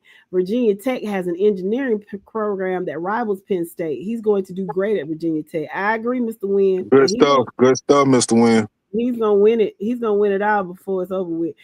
Jimmy says, I don't care what anybody says. Bama should not be in the playoffs. I'd rather see a monkey with a diamond ring than to see Bama with anything. Me too, Mr. Nick Fletcher, what's going on? Mental patient number 2. Listening at work. What's up, good people? Hashtag tunes on top. Worth County, you on the clock. Darius says, yes, it's random killers all over the country now. Exactly. Parody. Everything it's parody. Because USC had the #1 recruiting class. How long has it been since that happened? Mm-hmm. You know? Dietrich Andrews, welcome to the podcast, sir. He says, what's up, FNL? Thomasville Bulldogs checking in. Welcome, Bulldog. Ian says, I don't like Bama. A lot of people don't. Mr. Second that emotion. Is that Donald Summers or one of them? No, that's Smokey Robinson and the Miracles. I second that emotion. Stephen Wynn says Notre Dame starting tight end number 7, Ty Washington, is a Lee County kid. I'm telling y'all, Georgia talent is everywhere. Philip Jacob Williams says, true, bro, it's leveling out college programs, but it's taking the fun out of high school ball and turning it into a straight business. Man, but I never even looked at it like that, Mr. Williams. That's a great point. That's a great point. Are you talking to somebody that behind the scenes does a lot to try to help kids get recruited? And this thing is hard. I'm talking about this Viagra hard, trying to get kids in with this NIL. Ooh, Lord have mercy. That's hard, bro. The Army and the Navy play this weekend. I think conventional wisdom says the Navy wins this year. But, Now how you clap? Now how do you clap on that on time? But when we talked about that baby stats, it took forever for you to get them claps in. I wasn't ready. The Marines say hoorah. The Army say who? What the Navy say? Hey girl. No, that's what he said. I was just quoting him. I like Navy men myself. I'm a fan. I like Navy men. Mr. Wynn, a Navy guy, my brother, a Navy guy. I got mad respect for him, but hey. But girl, you almost made me spit my yak out. So what the Air Force say? They don't talk. They ride bicycles. Anyway, yeah. I don't mind any of them but Marines. Like, I mean, I say hey to y'all, but y'all still clear. Say it, never mind. I've been there, done that. Will never go there again. They crazy. Stephen Wynn says Ole Miss beat Tulane by 34 last time. I think it's closer this time, but I still think Ole Miss wins it out. What's going on, Mr. Suggs? How you doing? He's an Auburn fan. Neil Harris, how you doing? Worth County checking in.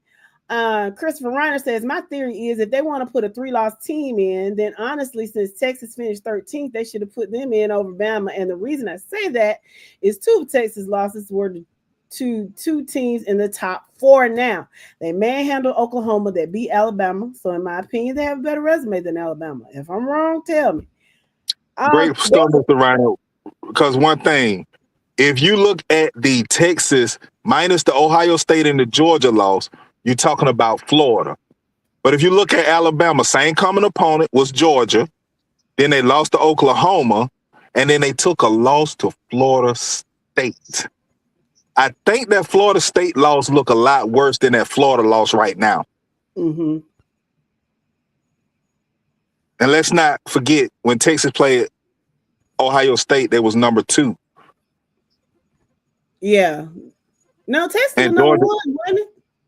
And Texas was number 1. Ohio State was number 2. Yeah.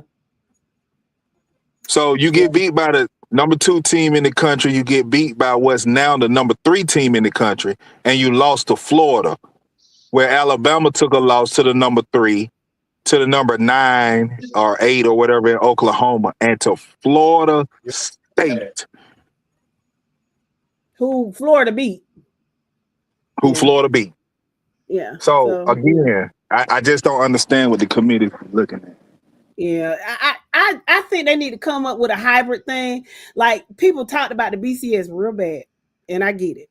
But I think if they come up with some sort of algorithm like the BCS and put it with the with the college playoff, I think it'll eliminate a lot of problems. But that's just my opinion. Or just expand it. Expand it to 16 teams. But then when you expand to 16, they're gonna be talking about why number 17 and number 17 and 18 and get in. I get that, but listen, really, at 17, 18, what you arguing about? What you fussing? Come on, now. You closer to 25 than you is 10. You understand what I'm But you saying? know what? I agree, Joe, because when you think about it, majority of all fields are 16 or better. You know what I mean? In all kind of sports, like the FCS and Division II, they do 16 if I'm not mistaken. Right. You know what I'm saying? Like, just do 16, man, and make it even across the board. Or this is my opinion. Do like you do in basketball, have a play-in game. Like 12 and then 2 play-in games. And that account for the 16, right? Yeah, I understand. But you don't need no first round. You don't need no first round buys and stuff like that. Just make 16. Let 1 and 16 play, and just go on down like that till you get to a champion. That's simple. Yeah. Because guess what, yo, it's headed that way anyway. It should be. It's headed that way. They may not do it anytime soon, but eventually they're gonna have 16 or 16 team playoff. They will. Yeah. Okay. So let me read these comments and then we're gonna get back to this. Let's see. Hey, Jess, hold on a second. Did somebody say go Gators? Yeah. I hope not. What bowl game are they playing in? Gasparilla don't Gasparilla turned them down. Oh my goodness. They not even playing in their own bowl game. It's 10 bowl game. It's 10 bowls that 10 teams that turned down bowl game. I don't even think they reached out to Florida. Even Florida State turned down a bowl game. I ain't heard but Florida yet. Did they? What did they tell you about the state of college football now that you have all these teams turning down bowl game? It didn't used to be like that. Yep. They got too many bowl games, actually, if you want to be. Because used to be, you had a bowl game, you had a couple of bowl games like the last 2 weeks of December, and then you had New Year's Day, you had the Pinnacle Bowl games, and that was it. You know what I mean? That's how it used to be. It's the 6-game win formula that they have that make you eligible. So now, you know, if you win in 6 games, you got to be fair, just like we said about the playoff.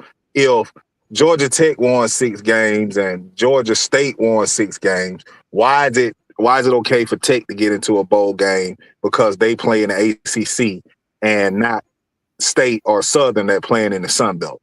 You know, 6 games in the FBS schedule is 6 games. So that's why I think the bowl schedules are like they are with all the bowl games. But again, to be opting out, like that was a thing, man. You wanted to have that bowl game. Shit, you played hard to get 6 wins just so you can go to a bowl. Exactly.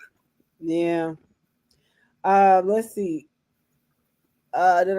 Steve, I said, did I read Steven's comment? If Notre Dame were to play Miami this Saturday, Notre Dame would win by 2 touchdowns.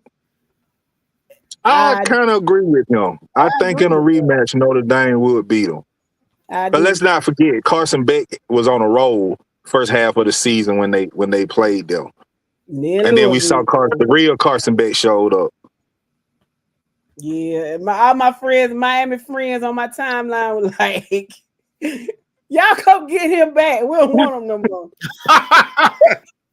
Hey, Jess said Saturday he know he was in the corner somewhere crying, punching the air.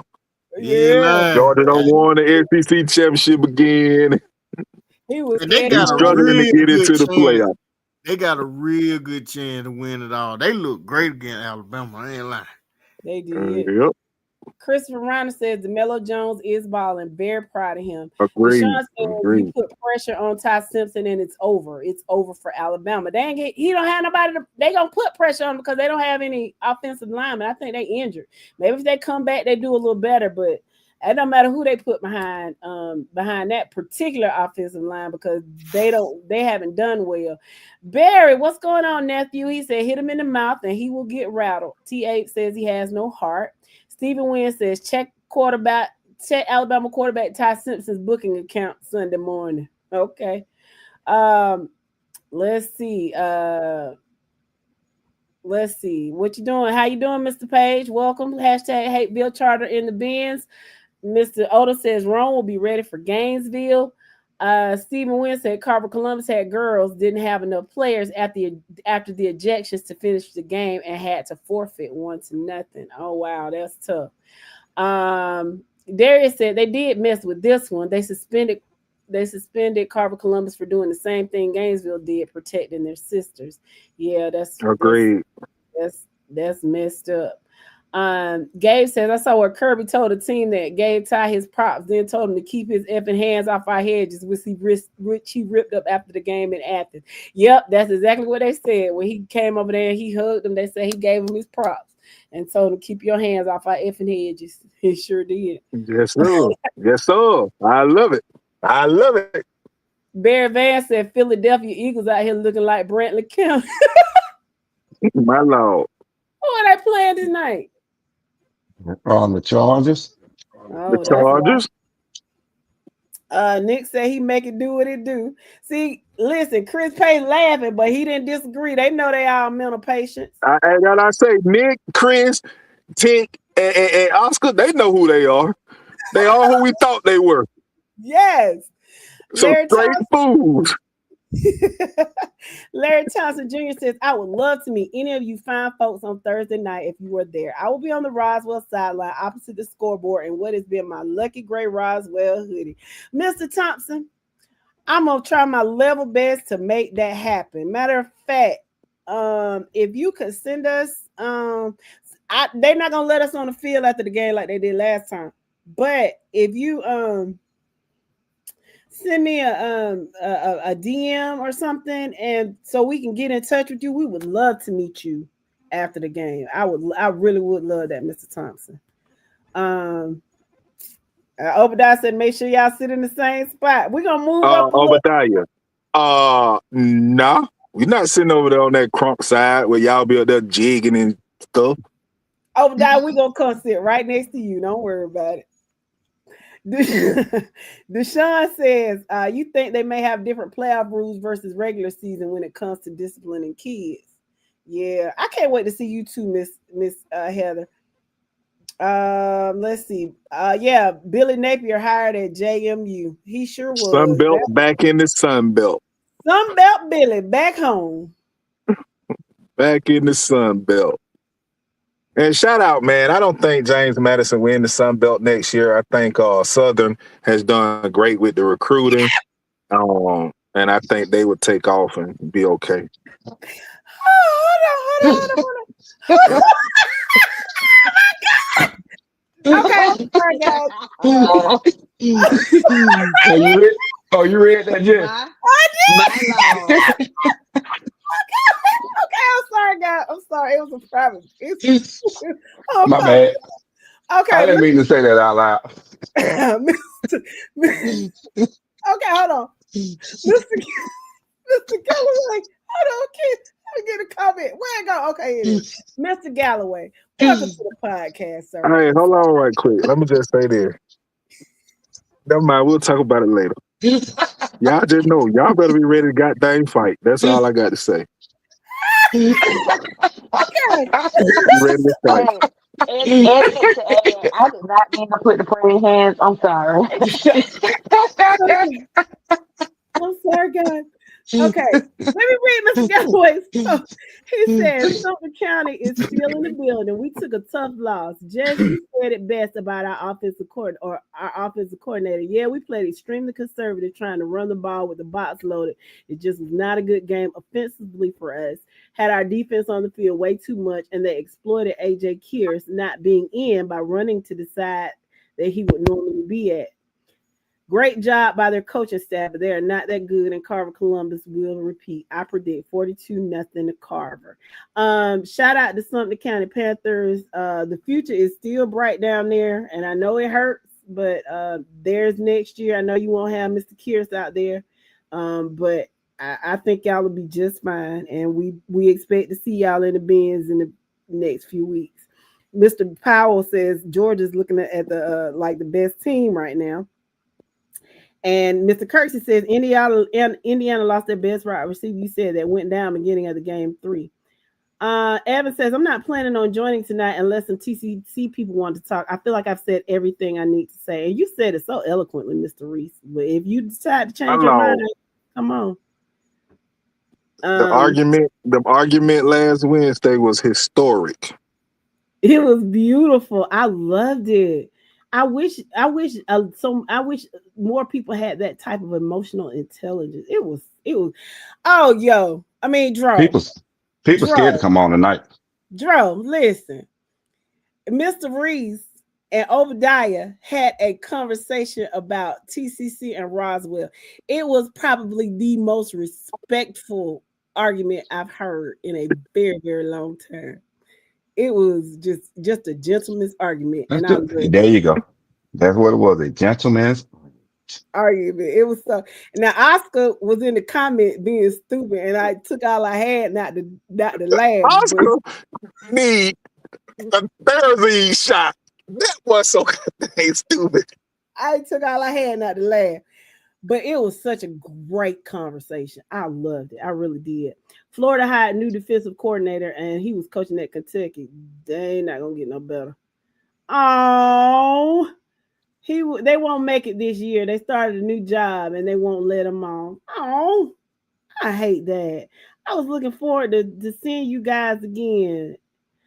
Stephen Wynn said, I watched what Signetti did when he was at James Madison, so I will not be surprised if they are playing for the championship. Me either, Mr. Wynn. Dwayne says, Indiana for the championship. I'm glad Notre Dame got left out. You just hating. Steven says, go Navy, be Army. Man, Crawford, how you doing? Hey, who was on the barbecue grill at something about a locker room? I don't know. I heard they got some good food down there, Mr. Crawford. I haven't been down there in over 20 years, but they say that food be busting, but hopefully somebody on here can tell you. And welcome to the podcast. Oh, Navy says AA. Let's see. Florida won. Yeah, they did. T8 says if they follow the FBS format, but money is the motive. That's true. That's true. Jimmy Westbrook says, Can I say something real fast, Jeff? Sure. Okay. I heard something today. I don't know how true it is, but it sounds feasible though. But so everybody knows ESPN has the rights to all of the SEC and ACC games, right? Okay. Fox has the Big Ten, NBC has Notre Dame. ESPN put up over $7 billion for the rights to the college football playoff, which means during the playoffs, they override Fox and NBC.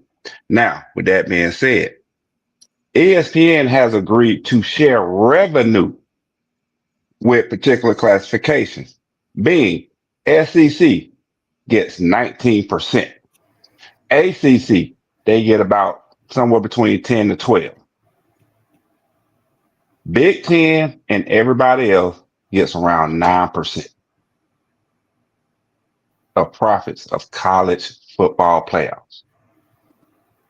I mean, but doesn't ESPN already have broadcasting rights for the SEC and ACC?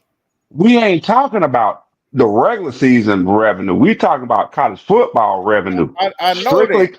But they do, yes. ESPN has the broadcasting rights to to SEC and ACC.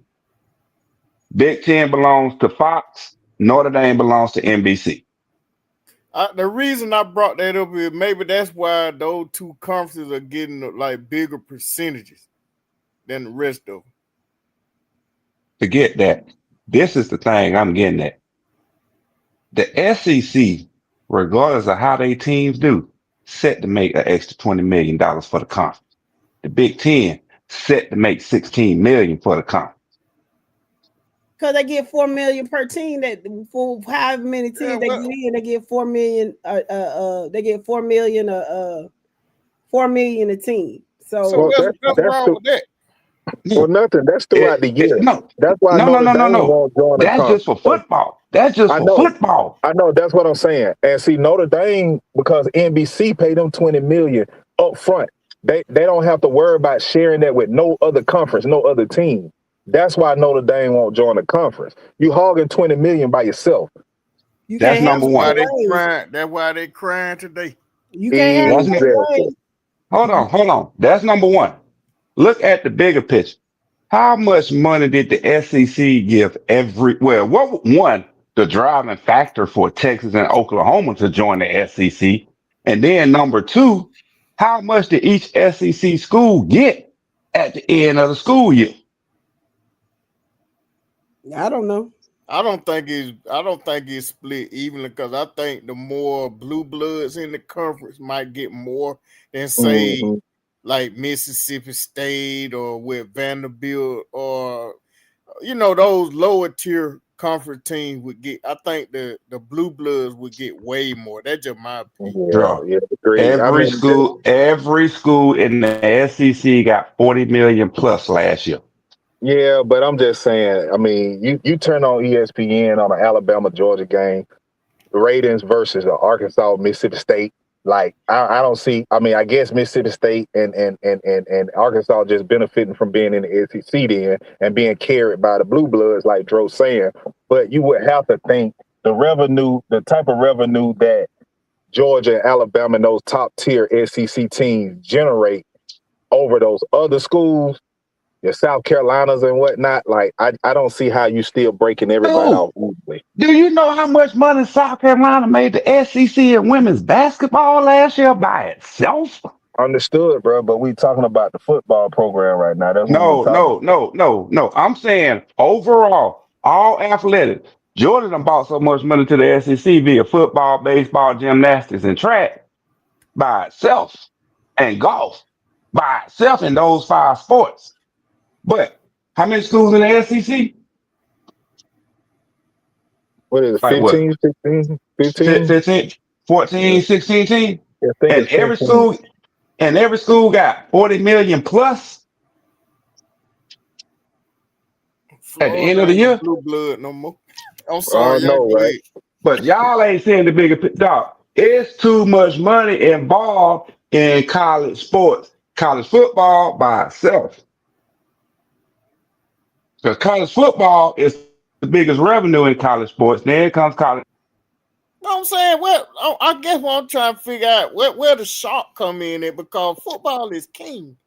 We know that. I mean, well, I guess I'm trying to put it. What's the point? He want to know what the point about is, basically.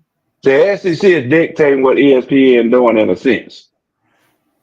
It's similar to revenue sharing in the NFL.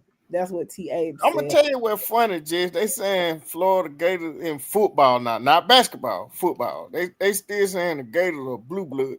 Florida is a basketball school. Now they are.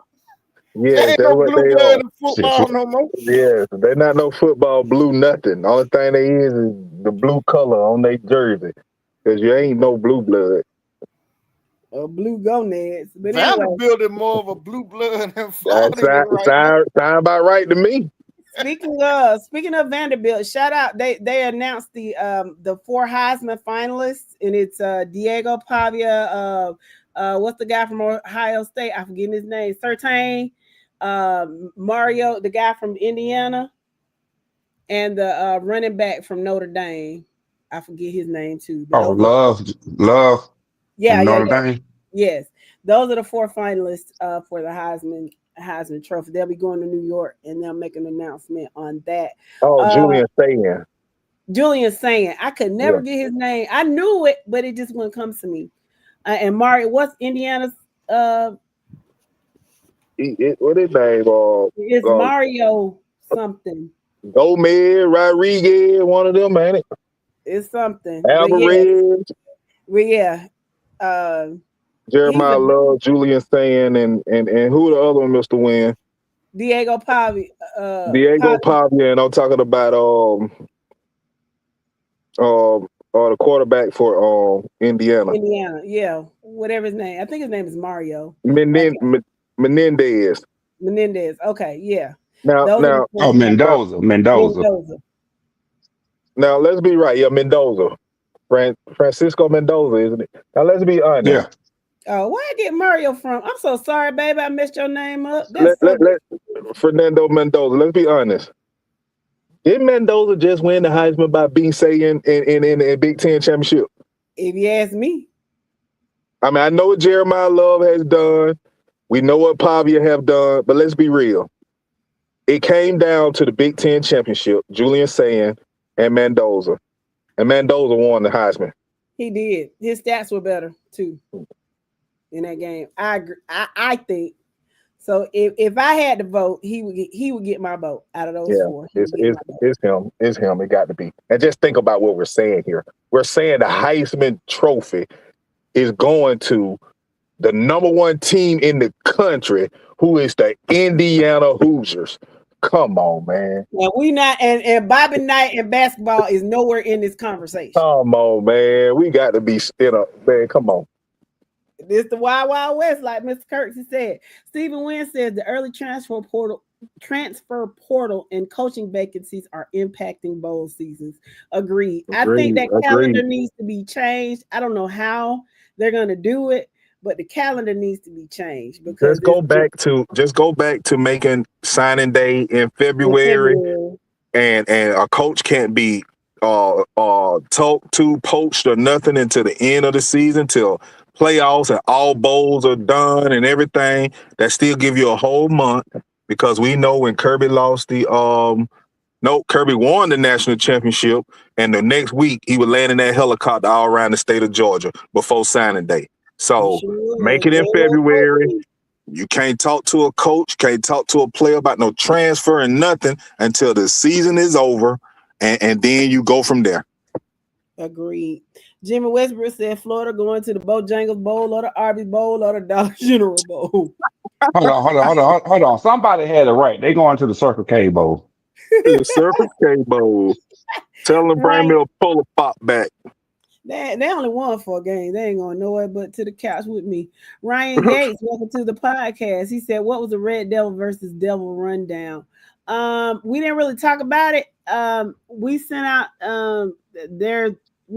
the links for people to come on and talk to us, but nobody came. But what I want to happen is on Wednesday, I need these people from Hateville Charter. I need these people from Carver Columbus. I need these people from Lincoln County. I need them from Bowden. I need them from Cartersville, Benedictine, Calvary Day. I need Buford, Carrollton. I need y'all to come on Thomas County Central. Roswell. Carver Columbus really ain't gotta talk trash. Ain't nobody finna beat. No, what we doing? But we want them to tell us why that they think they will beat Hateville Charter. It just gives us something to talk about. I know why. They got better athletes. Yeah, they gonna crush them. That probably gonna be one of the blowout state championship games. Well, maybe not. Hateville is battle tested. Okay, and you see how they took something to the wire, but then they had Kears was out, and I think that made a big difference too. So there's that. Kendrick Sanders says, I sit with Obadiah every game. We get crunk. That you do, Mr. Sanders. I was right below y'all. I got Dwight Parham. Welcome. Checking in from Carrollton. So this is what we want you to do, Mr. Parham. We want you to come back on Wednesday, and we want you to come talk to us and tell us about Carrollton and why you think Carrollton is going to beat Buford. How you doing, Zach Virgil? As a matter of fact, you don't have to be from any of these teams. You can be from any team. If you can come in and talk to us about why you think somebody's going to win the game. We want to talk to all of you. You don't have to, your team doesn't still have to be playing. You can probably give us insight, especially if you've played them before, so anybody that wants to come talk to us on Wednesday, y'all come talk to us. Please come talk to me. I love to talk to you guys. How you doing, Mr. BJ Jordan? What's going on? Shut up, Oscar. Crazy. It was not boring. It was a gentleman's argument. I loved it. Man said, I 42-0. He said, you lying. That I think Mr. Crawford's from Hateville Charter. So, Mr. Crawford, I need you to come on Wednesday and tell us why you think these folks tripping. What's going on? Yep, Marshall Falk is the new coach at Southern University. That's going to be interesting. How you doing, Elmo? Welcome. Yeah, I see. Yeah, Florida's not a blue blood. And Elmo says, stop hating, Dro. Well, I mean, yeah, kind of like you said, they not a blue blood right now. Not in football. In basketball, yeah, but not football. TCC versus Roswell. What are y'all's thoughts? Roswell had a chance if the game was up in Roswell, with it being in Thomas County. I just think Thomas County will be a little too much for him. But we'll see.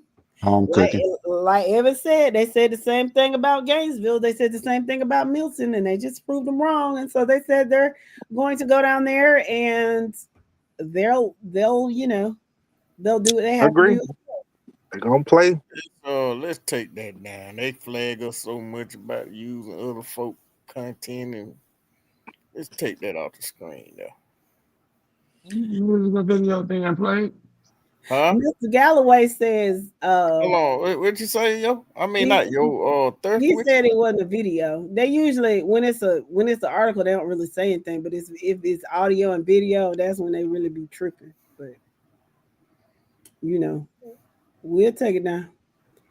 Mr. Galloway says, yes, sir, to make excuses. We had 5 starters. Not to make excuses. We had 5 starters that was out for 3 days. Our stud got hurt in the first quarter, and y'all got off by exploiting one weakness. Carver Columbus by 40. They're just as physical as us, but they have D1 offensive and defensive linemen. Plus, they're going to load the box like y'all did to us. If we would have taken advantage of that weak man coverage from the beginning of the game rather than late in the game, that would have definitely been a different outcome. And enjoy your win. Y'all got us. Y'all heard that. Okay, Menendez. Okay, so those are the names. Fernando Mendoza. Okay. If Georgia plays every game in the playoff like they played the SEC championship, nobody is beating them. I agree with that. UGA went hard after Mendoza in the portal, but he knew he could play right away at Indiana. Looks like it paid off for him, Mr. Thompson. It really does. Darius Kersey says he took home the Heisman with that performance and that post-game speech. He was so kind in that post-game speech, wasn't he? Just super duper nice.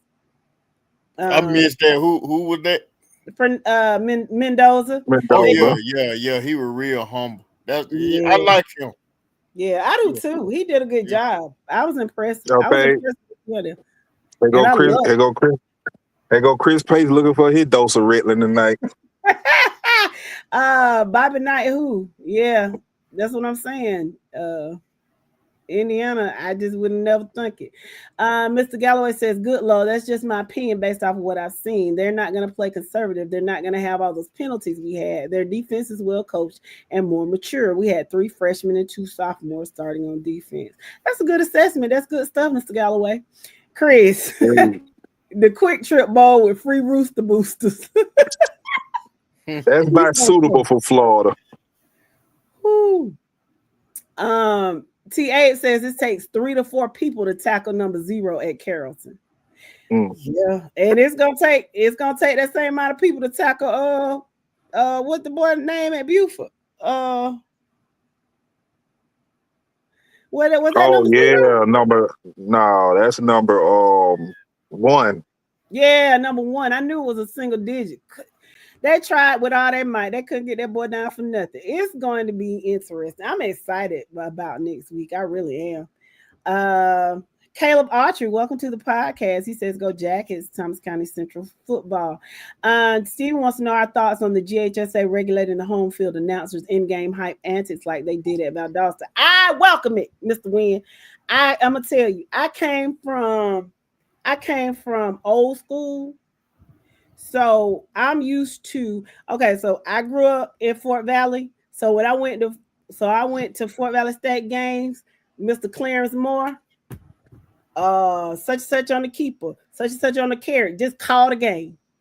When Peach County, I what's his name? The little short man. I know what the nickname I used to call him, but I can't call him that. He was so when his first name Jimmy something. Jimmy, his wife was she was the receptionist in the middle school. Yes. Water glasses. I can't think of her name. But he just called the game. And that's what I like. Tharp. I think, Mr. Tharp. He called the game. That's what he did. He wasn't no extra this, extra that. And I'm gonna tell you this. Now the way that they do it, it's annoying. I went to the Carver Atlanta Sumter game, and it's the same announcer that Clark Atlanta has.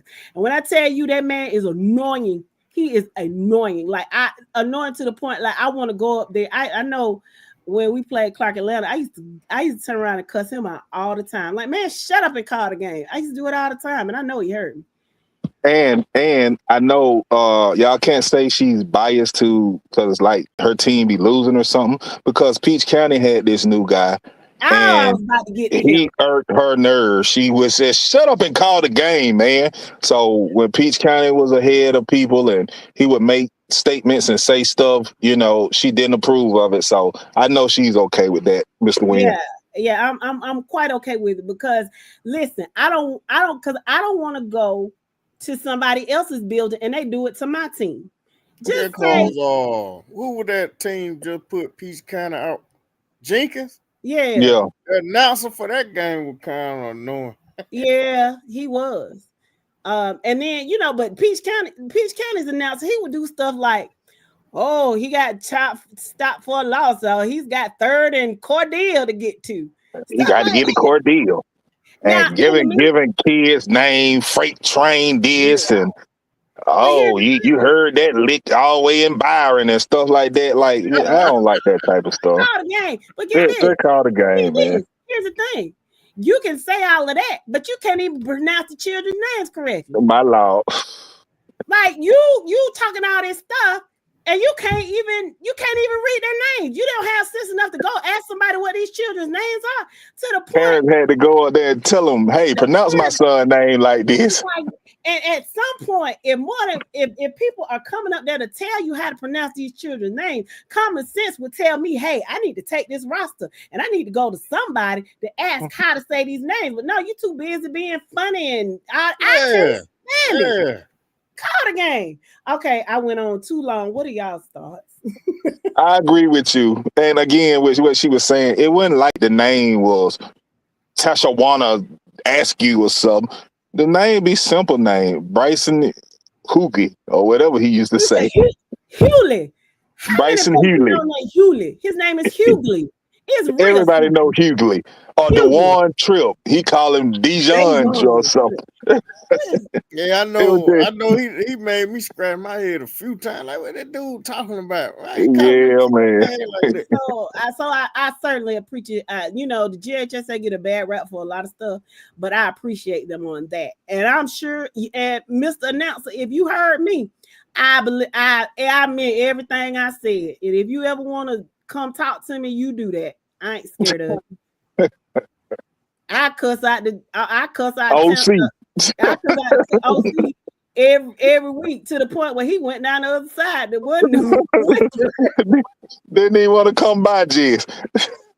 So, you know, I ain't scared of y'all. What are y'all thoughts? I mean, I'm just gonna say it simple. I agree with you. Okay, thank you. I did go on a little long. I'm sorry. Westbrook said Carver Columbus is on deck. We just trying to give everybody else a chance to talk their noise. Man, y'all don't need to talk no noise, period, bro. Y'all got that trophy is y'all to lose, man. It really is. Yeah. Daryl Taylor said he was crying. Welcome to the podcast, Mr. Taylor. He's he must be talking about Mendoza. Yeah. He's but welcome to the podcast. I think you're a yellow jacket. Don't get me wrong. If I'm wrong, let me know. Mr. Thompson says, Roswell, we will show up, rest assured. On paper, TCC is superior, no doubt, but that's why you play the game on the field and not on paper. You are exactly right, Mr. Thompson. Good stuff. Good stuff. Roswell will fight hard and fight to the very end, regardless of the score. And I'm going to tell you this. One thing Roswell is too, is very well coached. So, yeah, and we all know TCC Justin Rogers is a great coach. They got a great coaching staff, but so does Roswell. So we'll see how that goes. I think Roswell stopped for a walkthrough in Lee County. I know the last time they stopped in Perry, but now with the OC being from Lee County, I think he go back to some familiar places, let him walk around Lee County, do a walkthrough before heading down to Thomas County. So I wouldn't be surprised if Fabrizio and the staff ain't dying on the field with Roswell dying there for some extra motivation. Well, yeah, that's a possibility. Yeah, because they can go that way. They can go through Albany. It's out the way, but they can do it. Well, it's for a walkthrough. It's for a walkthrough. So if you get off, you come down early enough to get off and just shoot on over to Albany, go to Lee County. They probably feed them and everything, and then go on down to Thomas County. That wouldn't be bad for Roswell. It ain't too bad. Yeah, it ain't too bad. Eric says something. Please stop making excuses. Number 10 got hurt by a sophomore player that starts at cornerback. Number 17, man, Crow. It still don't mean he's a sophomore. He still got hurt, baby. It don't matter, but we appreciate that insight, and we welcome you to come talk to us again. We enjoyed you last time, Mr. Page, so we would love for you to come back on Wednesday and talk to us. Jay Stuck says, I really want to see a Sumter County and Carver Columbus rematch. Yeah, I want to see my Trojans in the bins too. So there's that. That don't happen. Who's a UGA commit, Mr. Kirksey? Yep, Mr. Taylor is a TCC fan here. He said, I think it will be a good game. The entire city will be there. He said, we need to go and get our tickets now. Yeah. Mr. Reiner said, y'all what you say? Go ahead and get our ski masks and gloves now. Oh yeah, we already got all, boy. Speaking of, you left your ski mask. I left my ski mask in, baby. Oh, you might want to throw that out the window, so don't let the police catch that ski mask in your car. That ski mask might be on a lot of video. Hey, put that thing in the furnace. Yes, button that up. Oh yeah, we are prepared. We got thermal hats and socks. Now this caught my attention. A new defensive coordinator. I mean, what's going on with that? That's new. What's up? Right there at Peach County, say new defense coordinator. And that's outrageous. I think Coach Hudson retiring, isn't he? Oh no. Yes, no, Coach Hudson is retiring. So, okay, I didn't know that. Okay. Yeah, but he won't be the defensive coordinator. Actually Harris would be. So Hudson would definitely somebody would definitely have to fill in for Hudson, but it won't be a DC. Yeah, that'd be interesting. Let's see. Ty Green is a Georgia commit. Oh, okay. The number one. Yes. Oh, okay. Woo. Well, he gonna fit right in because that boy runs very, very hard. That boy a dog, man. We were sitting on Valdosta side row, Mike, Shakira. When I tell you, the Valdosta fan was like, look at that. It's 6 of them. They still can't get him down. Like, I'm talking about trying to game tackle, the referee blowing the whistle and everything. Valdosta not a small team. They got some big dogs on them boys all on the ground and everything. That boy still just running to the sideline. Ain't touched the ground. He ain't touched the ground yet. So he was basically Nick Chubb and them. Yes. And then when he broke out, was that him that broke out for that 90-yard? Yes, he got one, and then somebody else got one long run like that. Number 6, I think. All I did, I looked down at my phone. All I heard was y'all say he gone, and I looked up. Because they were down there like inside the 10-yard line. Yeah, as soon as he hit that hole, he said, he gone. You forgot this play where Raiola act like he's gonna drop back. It's like a delayed handoff, like a draw play. Yeah. And I don't know how Valdosta kept missing that. I mean, that boy hit that hole and it was like nothing but green grass in front of him. It was a thing of beauty. Darius Kersey says, yeah, they treat it like they're calling the game over the radio. It's aggravating. Marquis says, you think that man's annoying. Don't come to Lucy Lane. And Lucy Lane's announcement make you want to curse him out too. Nick said, but for real though, real quick.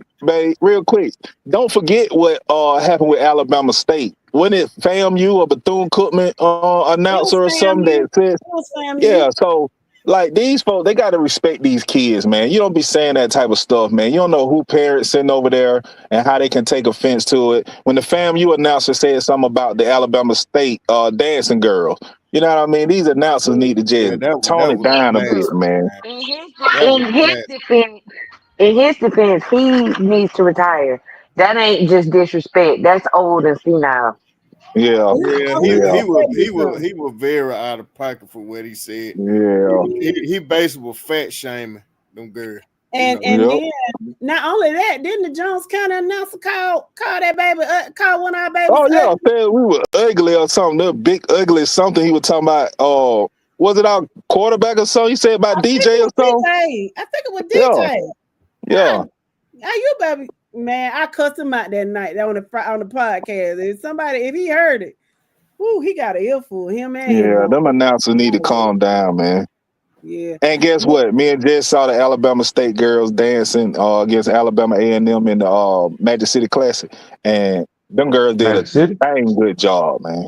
Magic City Classic, not Magic City. We didn't go to Magic City. My bad. They got some talent over there now. It didn't help that certain comedians, although they gave the appearance that they were like giving the announcer grief for what he said, but they were laughing at them girls too now. You know, I ain't gonna call the comedian name because I don't think. Well, they can get a middle finger too, man. Them girls was dancing, man. They did a great job, man. Shout out to what they call Alabama State. What's their name, Jess? The honeybees. The honeybees. The honeybee. That's what. Yep. Shout out to the honeybees, man. They did a great job. They sure What's did. up, Marquise? What's going on with your nephew? He said Nick says Christopher and Nick said Heard County's game announcer didn't want to give us credit. He tried hard, but the second half he goes, Tunes came up here and put out a clinic. Well, at least he told the truth. They earned their respect. Good job, Tune. Let's see. Dwight says this 6A championship is a coach's game. Talent pretty even across the board. Yeah. Okay. Agreed. Joey King and dang, I almost said Felton. Man, I'm gonna say it like that. What his name? Just the one EG say can't coach. We're not going there. I forgot his name. Don't start with an R. Buford coach. I talked to. Yes, I talked to him when we went up to Buford. Man, I can't think of his name now. And I got the man. Talk to him and everything. Can't even think of his name. Applin. Thank y'all, Applin. Yeah.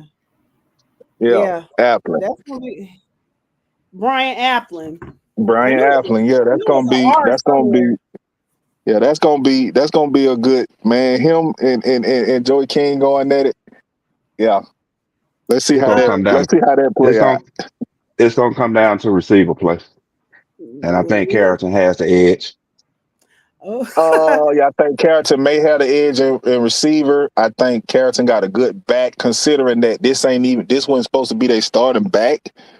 Think about that, man. And Buford back. The quarterback. The running back. The running back. This wasn't supposed to be Carrollton starting running back. I know that, but what I'm saying is people were talking about their fall off after Juju left, but their quarterback has come in and done a great job. Oh, yeah, that's for sure. And let's be honest, the Dylan Raiola I saw Friday night is not the Dylan Raiola, but his brother, little Raiola. Yeah, Gabriel. Is it Gabriel? Something like that. He is not the Raiola we saw the first game of the season against Milton. I mean, that boy, Dayton. That boy was throwing dimes, man. Yeah, I'm not saying it's on him. It's on his receiving room to make the plays, because he gonna put the ball there. We already know that. Yeah, they just didn't make the catches against Milton. Oh well, but it's gonna come down. It's gonna come down to the receiver room. That Valdosta team is fast, physical on both sides of the ball, and be honest, Buford just outmanned them. Like it was like a high school team playing against a middle school team in the second half. Like Valdosta was in there in the first half. They was in there, but it's like the second half.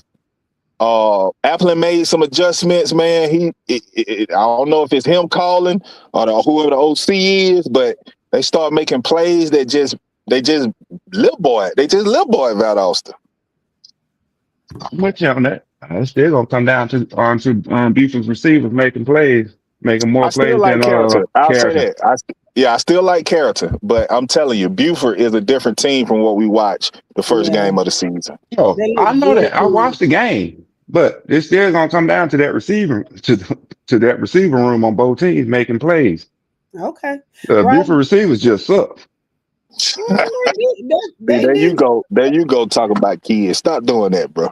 They didn't I'm suck sorry. Friday night. They did. Stephen I'm Wynn sorry. says Roswell did OTAs with Lee County this past summer. Phyllis said they got a fan bus going through Lee County to pick up fans.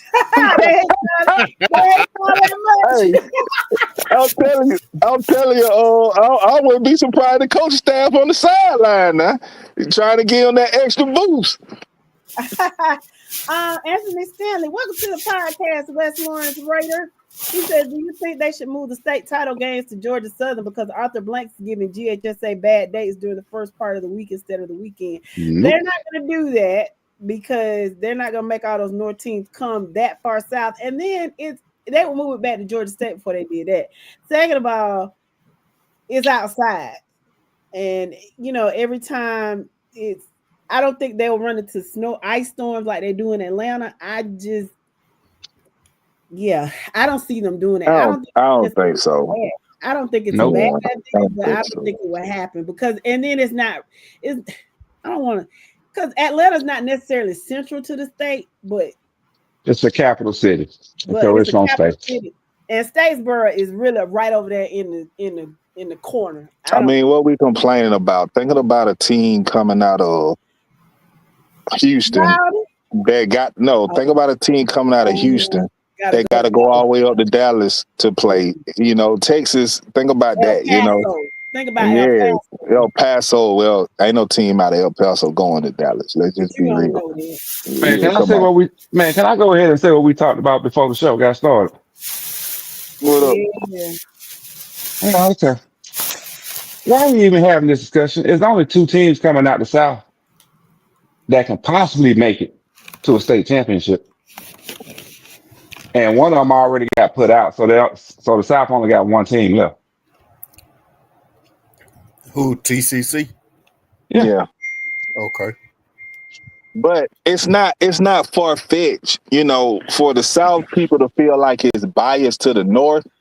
I mean, when you talk about the larger classification, man, you got 6 or 7 teams in South Georgia that actually play, where you got 50 in North Georgia. So the odds are going to show that a team from North Georgia is going to represent Thomas County Central, Valdosta, Colquitt, Lowndes. But them to be making quarterfinals and semifinals and final games and stuff like that, you got to tip your cap to them because the odds is against the South.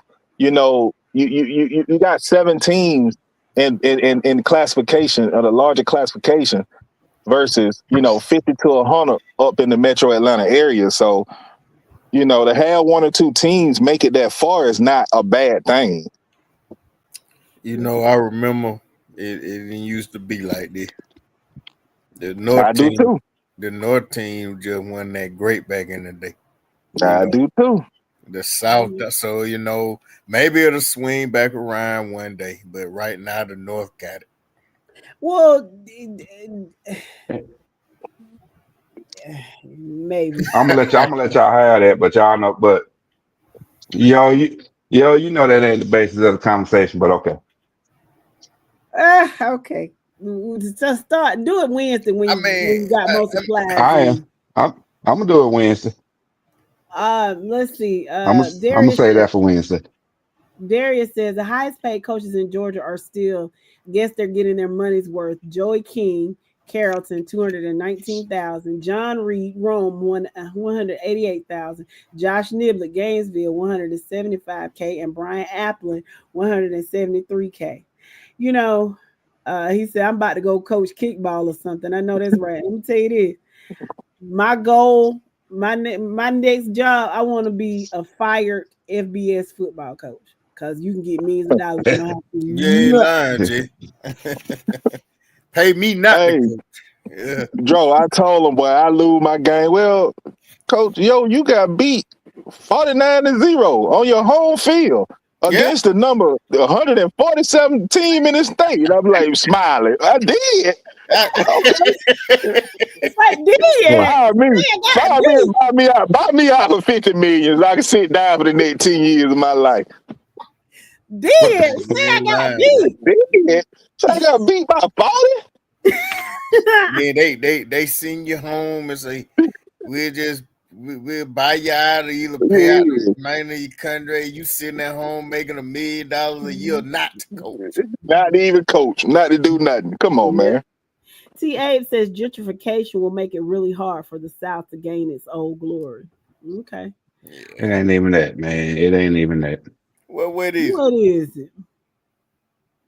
There's too many schools up north compared to us in the South.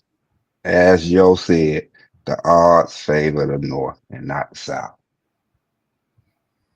Because I can see with all the schools, I'm not gonna put the maps up like I did before we came on, but I'm gonna put them up on Wednesday if we float back to this. But yeah, it comes back down to one with as many schools as we have surrounding Atlanta in 5A, 6A this year, and 5A, 6A, and 7A next year.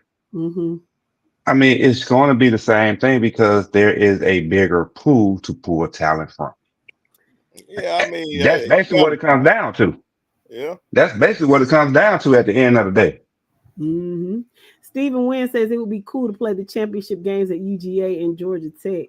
Yeah, but I think because of the possibility of, because it's so cold, I don't know that they'll be able to do it. I know Alabama. I'm glad I'm not in Alabama. They play their state championship games at Legion Field, and that's just.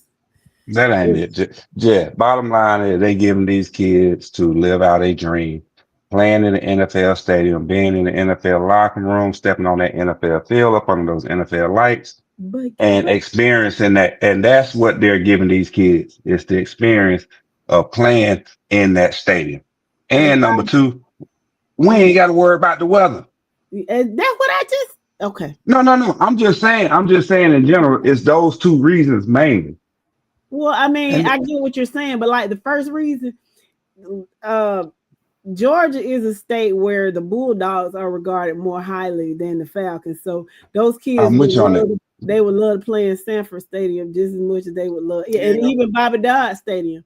They would love to play there just as much as they would play in the Benz. But it's something about playing at the Dome. When the Dome was up, it was something about playing on the Dome on the same field that Big had played on. And right now, it's something about playing in the Benz. You getting to play on the same field that Bijan Roberts running on, and experiencing everything in the back, and looking up and seeing your previous play on the Halo board. And then on top of that, everybody forget there was a last minute deal made with the GHSA and Mercedes-Benz Foundation, the Arthur Blank Foundation, to play in that stadium. Well, it's going to change. It's going to change. Give it time. Arthur Blank needs to do like Jerry Jones does. Jerry Jones only charges the Texas High School $1. $1. $1. GHSA got to pay. Got to pay to be in the Benz. And Jared just writes it off. It ain't no big deal to him. I mean, Arthur Blank, you can write that off. Charge $1. But I think the dates are messing people up because they used to be on the weekends. And I think because they've got so much stuff in there, like the United play, and I think they've got the Celebration Bowl there. So the weekends are so screwed up that they can't play on the weekends, which as of right now, that's why I say that's why I'm saying everything is going to change, because you have to remember NFL, MLS is already set 2 to 4 years. Mm-hmm. So give it time, and then that way they can make the adjustments to move it back to the weekend and either push it. And let's be honest and understand, when the games was being played in the Dome on the weekends and stuff, school was starting at a time where you can just get in all these bye weeks and stuff when there, you know what I'm saying? By the time the first week of December came in, get what? You were ready for the championship game. You know what I'm saying? Nah. Now you have all these bye weeks and school starting later and stuff like that getting pushed back and stuff. It's different things like that that's causing the games to run into the schedule. I'm gonna tell you what y'all ain't realized. It's 10 to 12 days between, technically 10 to 12 days between the semifinal game and the final game, right? Mm-hmm.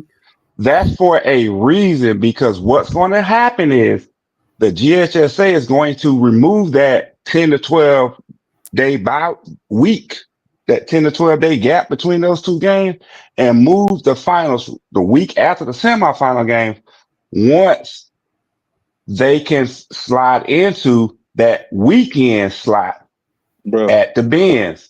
That's what's going to happen. That's what I just said, bro.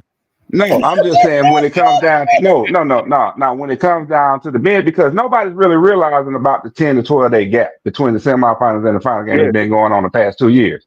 Yes, I'm just saying. Peach County used to play in championships. It used to be quarterfinals game. It used to be semifinals game played in the dome, and then the week later, and then a week later, we was playing the championship game. At home fields. So that's what's going to happen with the Benz. That's what's going to happen with the Benz. I know, and that's the point that I was saying. All of these bye weeks and stuff, and like you said, the 12 games after the season, all of that pushes back into the NFL season when MLS is kicking off and stuff. Where if you'd have kept it like it was, and may get back to like you're saying, it'll cut out that, and you can get some weekend stuff going on. Yeah, that's gonna happen probably next year. That's probably gonna happen within the next 2 years. They get back to the weekend at the Benz. Because that gap between last weekend and this weekend, it's gonna be, this weekend would have been a perfect weekend to play at the Benz. The Celebration Bowl is this weekend. On the I thought that was on Sunday. Football too. No, it's on Saturday the 13th. Jimmy Neutron, they got the SEC. They had the SEC championship last week. They got the Celebration Bowl this weekend. Next weekend, well, that's, I don't know what they had on the 20th, but the school is out on the 19th. Like, kids are getting out of school on the 19th, so I'm sure they don't want to. That's like the last day of the semester for a lot of people, so they don't want to go into the Christmas. Oh, and then they had an extra week in the regular season too. Yeah. On top of that, So they say all these bye weeks in the regular season. Yeah. Yeah, because instead of 2, they actually had 3.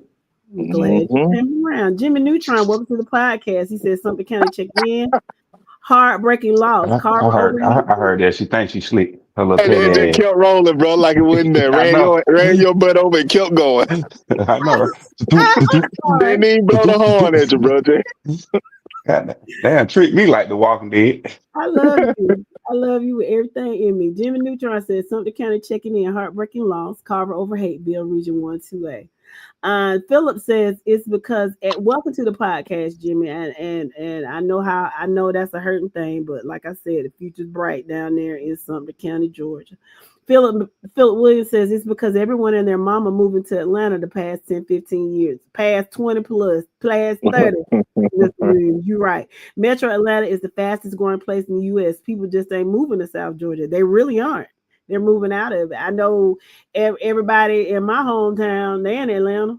They come home and they come home to see their mamas and daddies, and now get to the point where their mothers and fathers are sick or they passing away. So if they come back to Fort Valley, it's because they're retiring. They're not living here. So I get you. Everybody I went to school with is in Atlanta. You're right. And their kids are growing up in Atlanta. So when they come home to retire, their grandkids are still with their kids who playing and staying in the Metro Atlanta area. Agreed. We have so many kids that's in the NFL that play football in the Metro Atlanta area, went out to college, but their parents and grandparents are right out of Fort Valley, Georgia. Yep. So it happens. Yeah. Anthony says, I think Lawrence County can challenge Metro Atlanta schools if they were to combine East Lawrence, West Lawrence, and Dublin, because the resources would be there. I agree, Mr. Stanley. Lawrence County is huge. I didn't realize how big. Now, population wise, maybe not, but like it's a lot of dead land, like Macon County, but it's one of the biggest counties in the state. It's huge. But if they were to ever merge and become like Lawrence County High School, because they got two different school systems, right? They got the county and the city. If they were to combine, oh yeah, they could make a lot of noise. Darius says population boom. North just got too many people. Used to be all of North Georgia was 404. Now it's 10 different area codes. You're right. Larry Thompson agrees. He says population is the reason. Period. More kids equals more talent per capita. Yes, because I talked about this statistic a long time ago. In there, 60% of Georgia's population is in 5 counties. Is 5 counties. That means you got 140 plus counties, over 150 counties with 40% of the population. So yeah, it's hard, and that's why that they were talking about the people in the South tell on people. They don't snitch in the North, and they talk in the South. They don't have to snitch in the North. If they go to one school, hey, they just get another stud, no big deal. But if you're down there in South Georgia and you lose your stud to somebody else, middle in South Georgia, baby, middle in South Georgia. You know what I mean, middle in South Georgia, and you lose your stud to another school, and you know these people are expecting stuff from you. Yeah, you gonna tell because you're trying to keep your job, and you can't just go out and find another stud. So yeah, they tell. That's why they snitch. Makes yeah. Yep, Mr. Kirk, the biggest classification used to be 4A. I remember 4A. That. I remember that. Long, but you showing your age. No, it wasn't that far away, bro. Really, it wasn't. It was in the 90s. Going into the 2000s, yeah. But if you think about it, that is a long time ago. Yeah, it's hard for me to imagine because when I think 30 years ago, I think the 70s, but that's 50 years ago, and it just blows my mind. But let's keep moving. Mr. Terrell says congratulations to Quincy Carter. He's named head coach at Heritage High School. Congratulations! It's already been in the making, Mr. Taylor. Yeah, it became official today. I was gonna close out with that, but it became official today. Yep. Miss Rodriguez said, "Go ahead and get your tickets. It's gonna be packed out Thursday night with not only TCC fans but other fan bases. We will make sure we go ahead and handle that." Stephen Wynn says in North Carolina they play the state championship games at UNC, North Carolina State, Duke, Wake Forest, and the Panther Stadium, and they rotate multiple sites yearly. Oh, that's cool. That's cool. The North-South All-Star game used to be played at UGA. It did, and it used to be played at Georgia Tech too. It was another game. Damn, that bring the Georgia-Florida game back. Yeah, it was something that used to be played at Bobby Dodd Stadium too, because Daddy coached in one of those, Terrence, and I went up there with him, and I think it was the North-South All-Star game. So yeah, they used to be at UGA and Georgia Tech. Anthony Stanley says I was talking about the bad dates because Arthur Blank's money is money hungry with the Benz. He is. If the flag football players are going on, it's why they have the 10-day gap because of the flag football playoffs. Okay. And Marquis said everybody winning championships in the Benz except the Falcons. 3 fingers up, read between the lines on that. Ooh, he ain't lying. Danny Jones says there's a lot of politics and bias in college football. Ty Simpson was running for his life on Saturday. Alabama was sticking their chest out when they beat Georgia early on in the season. Kirby didn't forget about that, and he prepared the Bulldogs and was ready for them. You don't come here and disrespect my house now. We've got to put belt to rear. He beat Alabama all up and down the football player. All up and down the football field. Marquis says my cousin Eddie Lee Ivory, former Thompson Bulldog football player. He played for Georgia Tech and Green Bay Packers, but all his kids went to school in Atlanta except for his youngest daughter. And Stephen Wynn says, imagine consolidating the 3 Albany high schools. I agree, Mr. Wynn. I agree. Yep, 4A was the biggest class when I was in school too, Dwayne. We were 3A, and Warner Robins was 4A. I don't know what Northside was. 4A. They were 4A too? Yeah. Okay. Philip Jacob Williams says prime example is Buford. They used to be 2A, but look where the population growth has them today. I mean, no, I'm not buying that one. Buford just moved up. Buford moved up in the early days for competition. Then the population came later. Yeah.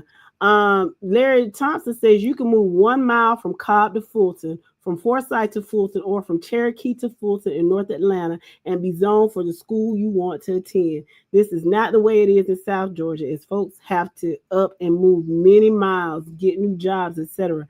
That is a huge advantage for kids in the metro area who want to legally transfer from one school to another. You are absolutely right, Mr. Thompson, and it's unlimited housing. So if I'm living in an apartment, all I gotta do is move 1 mile down the street. You got limited housing in small, you ain't but so many apartment complexes that you can move to or houses that you can rent. You're absolutely right, Mr. Thompson. You're absolutely right. It's very much east. It's very much it's way easier. Ricky Moss says, speaking of 4-class GHSA, do you remember when teams had to play in a region playoffs and region championship was game 12? Man, Ricky Moss. That was Speaking about the SEC championship and losing that game and stuff. What about when you played that region championship game and lost and you couldn't go winning record but couldn't go to the playoff? Come on, man. When they had that hurt. Region. That's yes, that hurt. Sub regions and stuff. That's when Peach County 1990. Peach County was 9-1. Could not go to the playoffs. Yep. Yeah, I remember that. That hurt. And Lounge, Jessica. I know. How about them Jaguars? Ain't nobody studying them. Shout out to Trevor Lawrence. Buford was 1A. Buford, Calhoun, and Decula were Class A in the 80s and early 90s. They sure were. Buford has won at every classification except 7A. And we'll see what they do next year. So not win. Okay. We'll see. Well, guys, that was the last comment. And it's almost 10 o'clock. Andrew, you still here with us? Or you sleep, baby? You here with us still? Kind of off and on. We thank you so much for holding out. I know you got a crazy schedule, so we thank you for hanging out with us. Hopefully you can come back on Wednesday and hang out with us. Hey, real quick before we go, I wanted to say something, man. Man, shout out South Fulton, man. When you talking about Hateville Charter, you're talking about Creekside, you're talking about Langston Hughes. Mm-hmm. I mean, just across the border over in Fayette County where Sandy Creek at, like, man, it's going down there, man. Mm-hmm. Shout out to them. It's going down. Darius Kersey says across the street from him is Westlake District, and so it's not even a mile, and that's across the street. It's crazy. My love. So Dro, hopefully you can come back Wednesday, and hopefully people will come on and talk to us about why they think certain teams will win. It don't have to be your team; it just be your observation. We want to chop it up with you. You don't have to talk in the comments. We want you to comment, but we just want to chop it up with y'all. Y'all are our listeners, and y'all are what makes this show tick. So that's right. Y'all just come in and talk to us. Oh, and my sister. Now, baby says she didn't say much, and my brother conference call. I'm waiting on Wednesday. No conference call as soon as this podcast is over. I wonder why. We trying to get involved with y'all. I wonder why. That comment. That yeah. So, Wednesday night he's gonna be sleeping. Got to get ready to go down south for the game. You can sleep on a bus, Mr. Reese. Or you want to see all the sights and sounds of South Georgia? You want to see all them pines? Man, he want to make sure he don't miss that stop at Buc-ee's. That's all that is. You want to see all them pine trees and cornfield, not cornfields and cotton fields and hogs and cows on the side of the road. That's what you're ready to see. Hey, read Mr. Kersey comment before you go. He said for sure, South Fulton on the map. I'm gonna tell y'all why we lost. Y'all ain't leaving me out. Of course, come on and talk to us. You talking about everybody talking about why they lost. You gonna leave him out. He gonna tell you why we lost too. Man, what up? We don't want to hear. We're definitely gonna talk to you. He said he want to put some respect on my name. All right, all three of y'all put some respect on my name. So I know y'all get excited about cows because I be doggone it Thursday and talked about that one little cow we got in front of our high school. If he went over there by Fort Valley State, he'll lose his mind. What? I ain't seen no cows when we went to Fort Valley State. They were right across. You know where we parked in front of the gym on the other side of that road? It's a whole cow pasture. Oh, pastor. Yeah, I ain't see all that. Right there. Yeah, I sure would have cut a fool. Hey man, y'all got cows on the campus? It's an agricultural school, sir. And if you go down on the farm, you got hogs. You got goats and stuff. Shout out to Bean, man. Animal science major, man. My baby gonna get to work with them cows and stuff. All of that. My daddy was the animal science professor. I used to go to the barn and he used to let me feed the nanny goats. Yeah, you remember that? Yeah, stop. You said you used to go well? I used to go feed the nanny goats. Where? At the barn. We gotta end it because I'm about to boy. My daddy. I'm about to have to visit. Bro, we got barns in Fort Valley. I don't know what's wrong with you. It's no big deal. It was the barn. Tell them about it. James Marable, did I miss your 5-8 semi-page? We're gonna do I wonder why we call y'all country folks. Ain't nothing country about that. My father was a scientist. He was doing research on those animals, sir. Yeah. Jackson, I have my mom. You ain't gotta be educating folks all the time. I used to love it. He used to bring me and my brother, my sister over there, and he used to give us the bottles, and we used to. My favorite little goat, and I think they killed that goat. I think we ate it one day. Yeah, they kill them and sell them off from out there. You get all kind of meat from out there. Yeah, so yeah. But anyway, guys, y'all make sure y'all come back on Wednesday and we'll chop it up. I know we didn't really have a format tonight, and we just kind of talked about everything. So, but man, dang all that, go on in the show, man, so we can get the call, man. I got some things to say to y'all, man. I wonder what he got to say and why. I love you. I didn't do nothing, though. I didn't do nothing. Tell me what to do there, yo. Yo, tell me what to do. No, I want Shakira to tell you what to do. I'm getting ready to start dialing numbers. With that being said, thirsty, push the goddamn button. Y'all have a good night. Later.